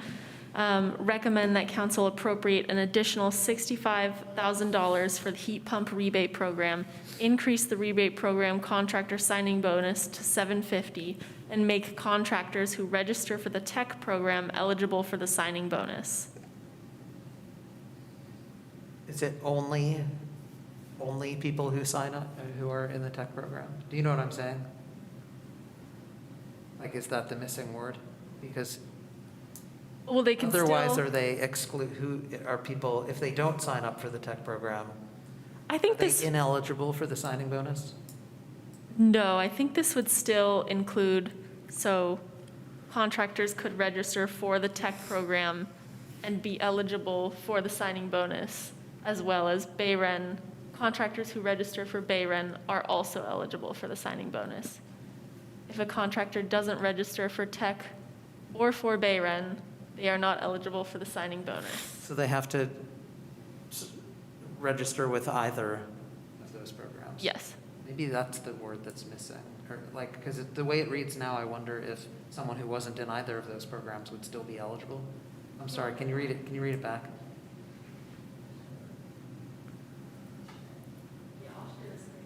Okay. We don't have to make any change to the Bayren eligibility. That'll carry. So this would just Oh, because be- they're already. They're already. Yeah, it is already in there. Okay, got it. Okay. Okay.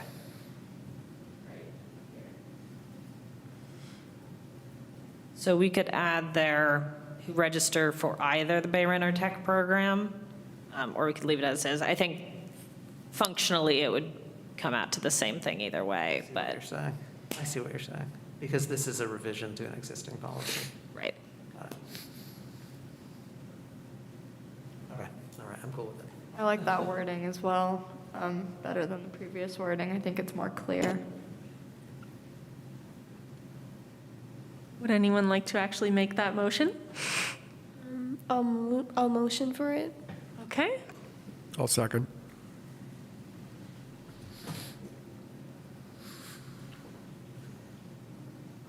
Okay. Committee Member Larson? Yes. Committee Member Lieberman? Yes. Committee Member Melgen? Yes. Vice Chair Mohammed? Yes. Chair Fasoon? Yes. Great, motion carries. Right. This will likely go to council in early February. If anyone would like to join the meeting as a member of the public and comment as a member of the public, but with, of course, your experience on the Climate Action Committee. We'll keep you posted.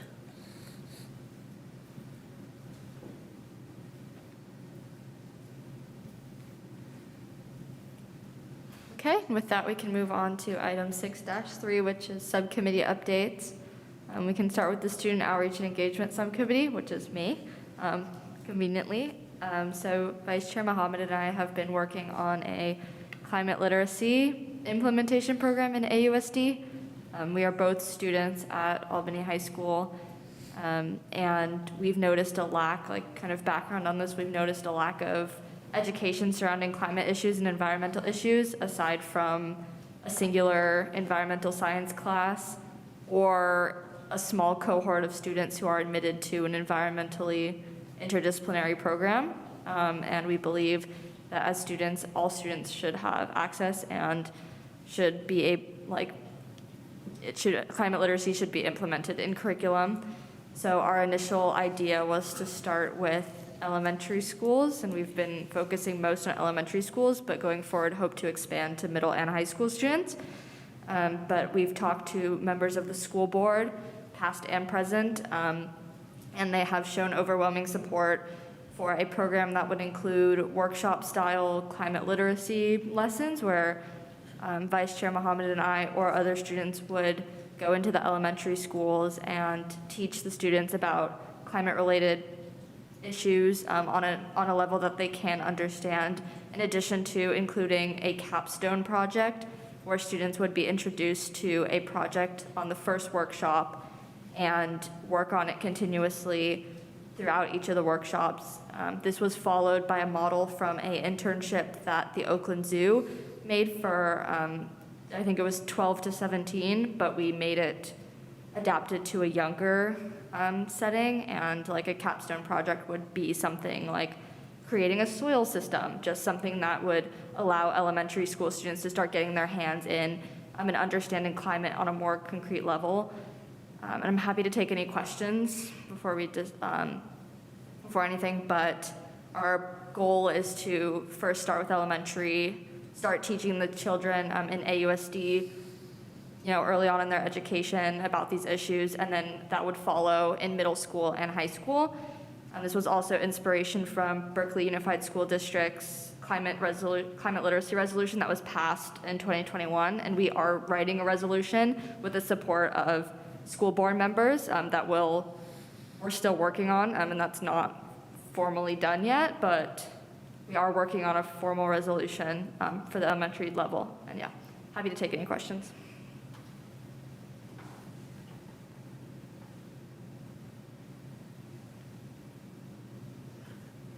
Okay, if there are no questions, we can move on to the Zero Emission Transportation Subcommittee.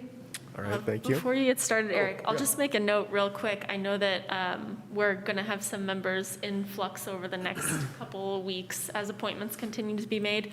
So I know some of the subcommittees right now might only have one person or no people on them.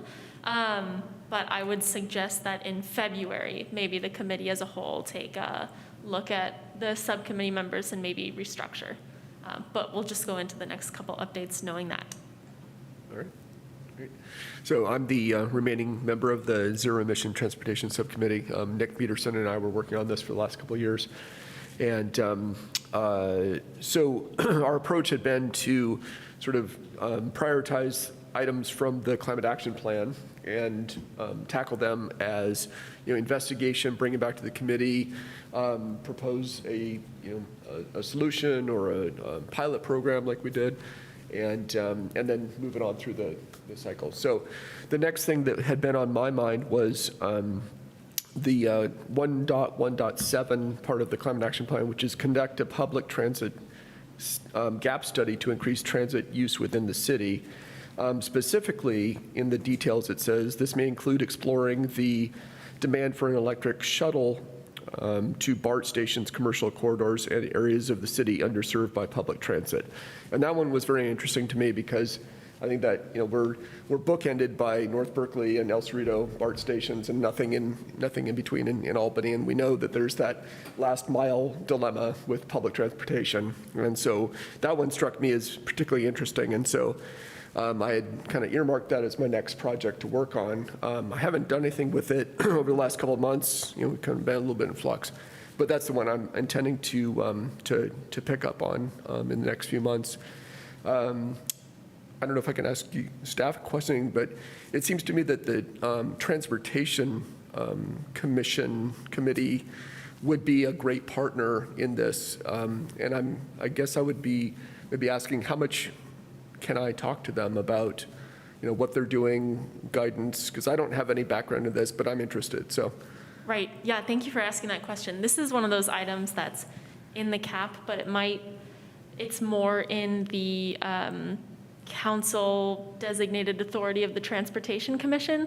So we may have to do some work on the staff side to see what next steps might look like, because it's likely that, similar to an active transportation plan, the Transportation Commission would be the commission that would have authority over designing a transit gap study. And then the CAC could advise on it periodically. But Michelle and I can talk to our colleagues tomorrow and see what those steps might look like, and we'll get in touch with you via email offline. Okay. And discuss that and maybe clear up what actions are more Transportation Commission or what are CAC items that are related to transportation. It's a blurred line. Yeah. But we can definitely clear that up. And maybe what communication I can have with that committee or commission. Yeah. Right. Okay, great.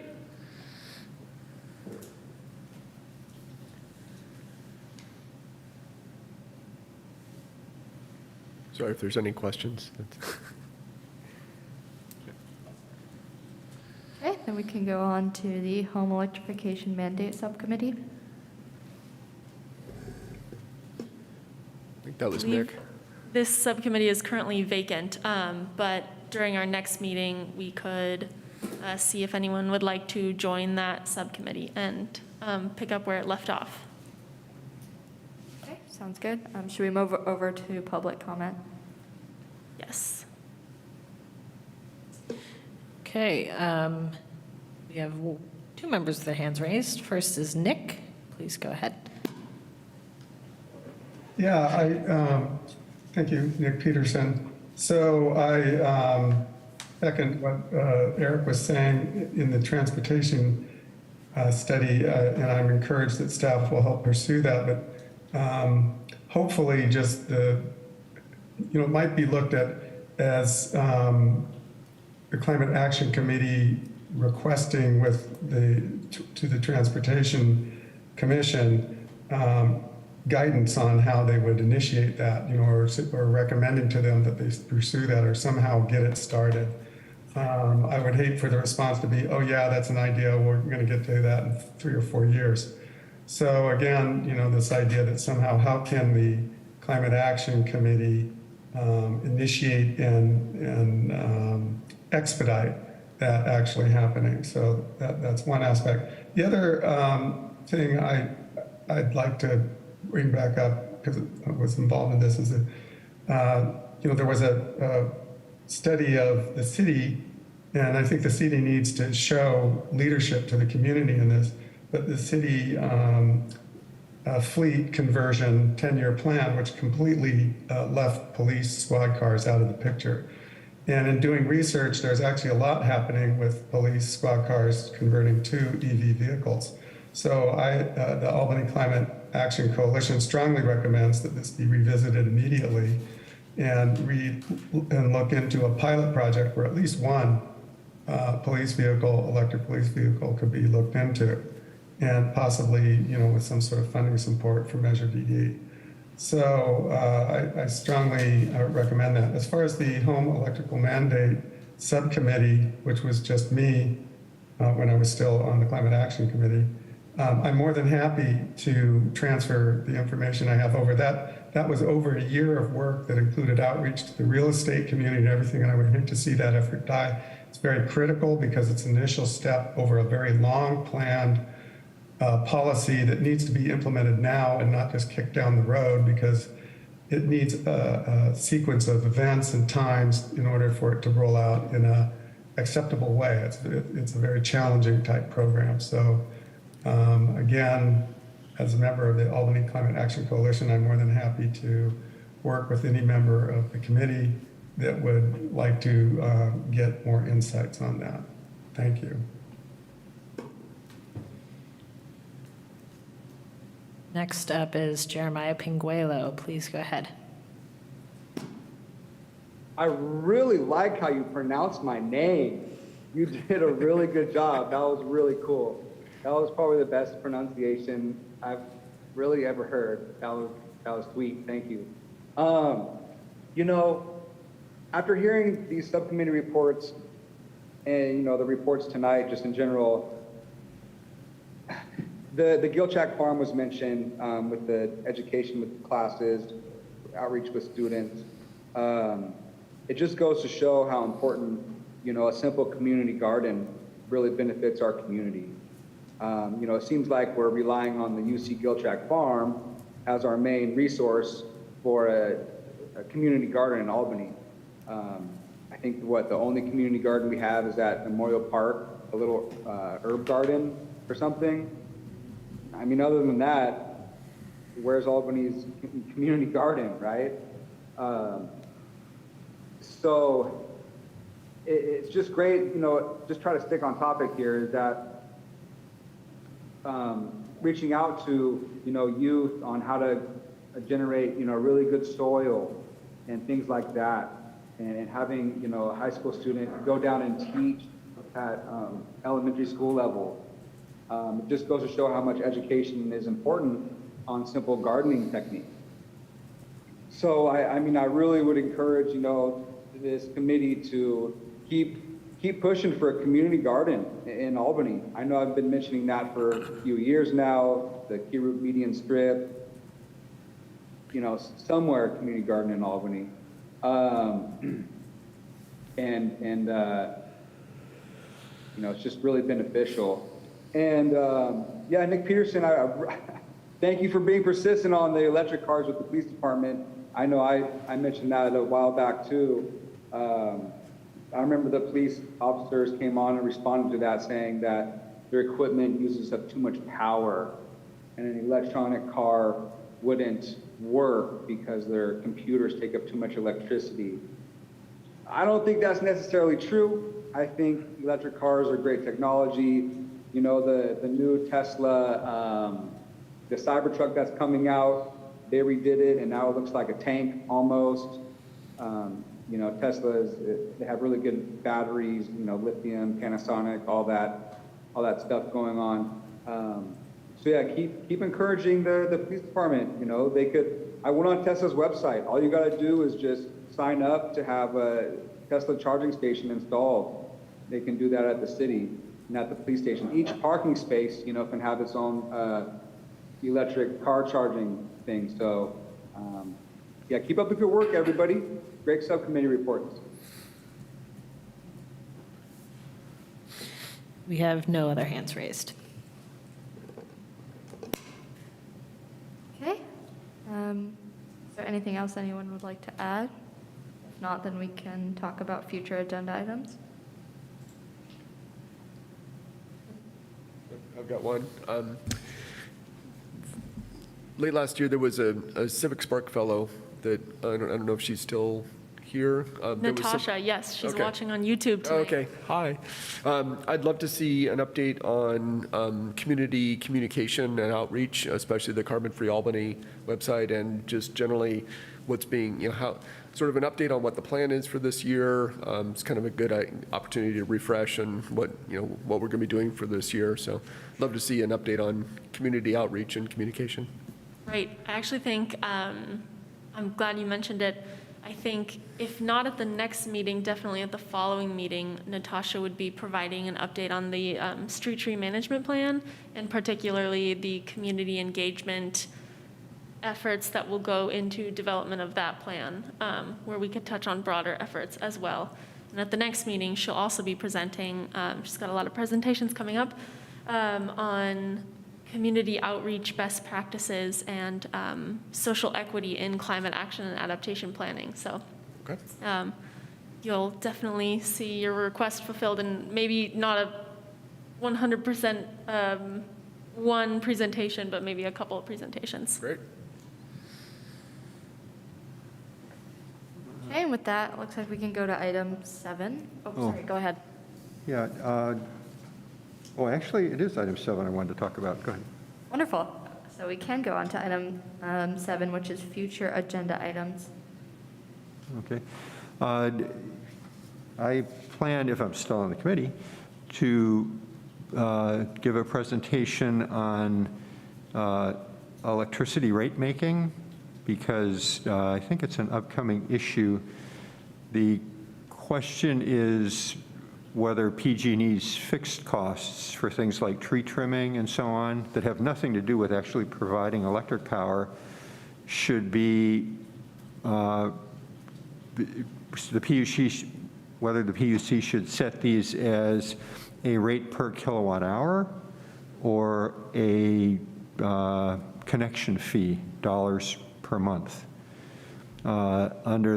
For my house, I was surprised to discover that installing a heat pump has made my house a lot more efficient, but it is also costing me about $150 per winter to heat my house. And the reason for that is that so many of PG&E's costs are set by the PUC for recovery as cents per kilowatt hour.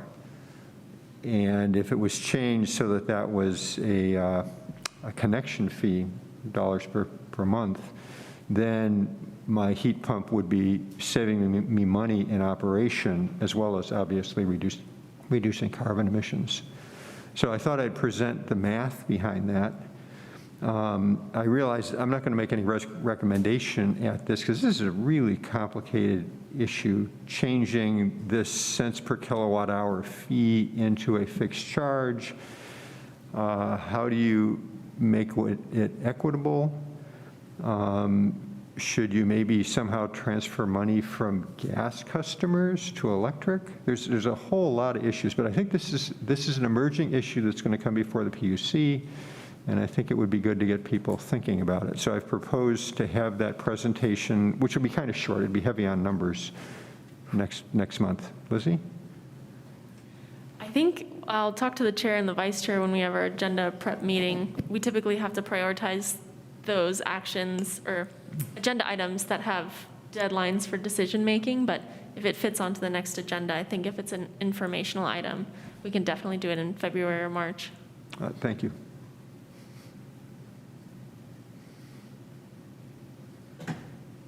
A question. Is there a time on the agenda to make general announcements? Oh, yes, sorry. I should have mentioned, if committee members have general announcements, we'll typically do it after the announcement section, but sorry, Dan just got appointed yesterday, so we haven't had a chance to do an orientation. We can do it after the future agenda items announcement. We should note, though, the time. We do have a member of the public with their hand raised. Does anyone want to make a motion to extend the meeting? We are running up against 9. I'll make a motion to extend. All right, I'll second. 10 minutes? How long? 10 minutes? I'm sorry, you made the motion. You go ahead. 10 minutes. Okay. Okay, so to 9, should we say 9:00? Should we say 9:10 to be safe? Okay.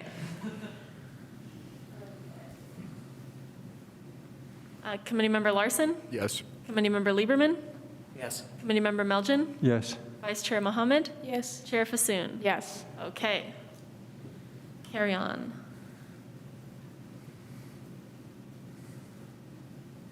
We're still on future agenda items. We do have a member of the public with their hand raised, so if there's no other committee member requests, we can move to public comment.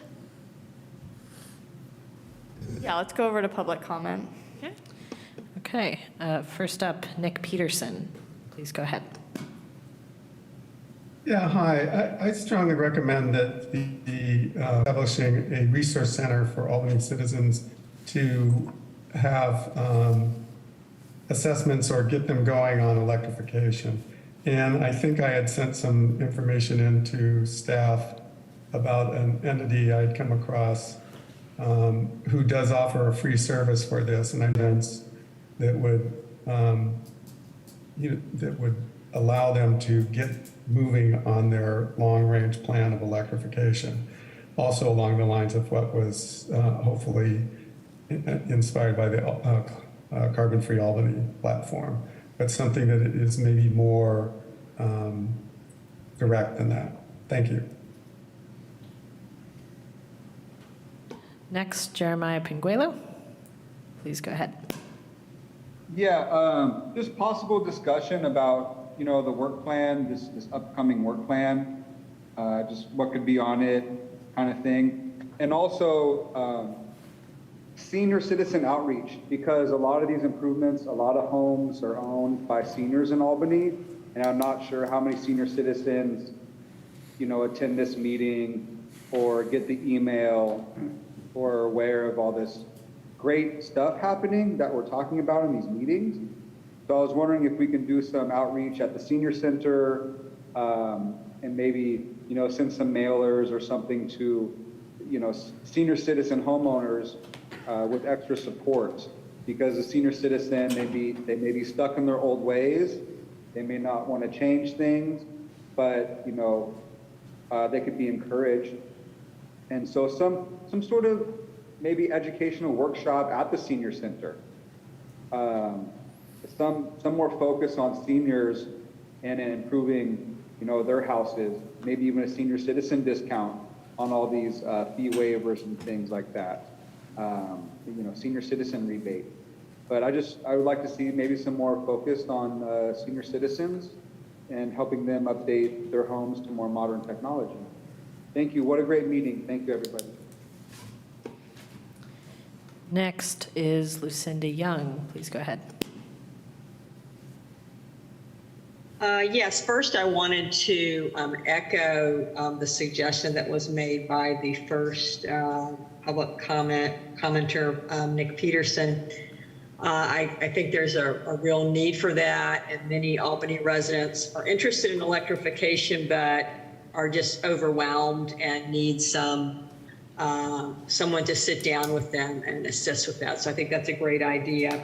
A couple other agenda items. I wanted to mention there really hasn't been much attention, I think, given by the committee to SB 1383, which went into effect, it's been a year now, which requires all organic waste in the state to be diverted from the landfill into compost. And I don't think there's a lot of, first of all, public awareness about it. And that is a centerpiece of the state's climate program. Methane's 80 times more toxic than carbon emissions.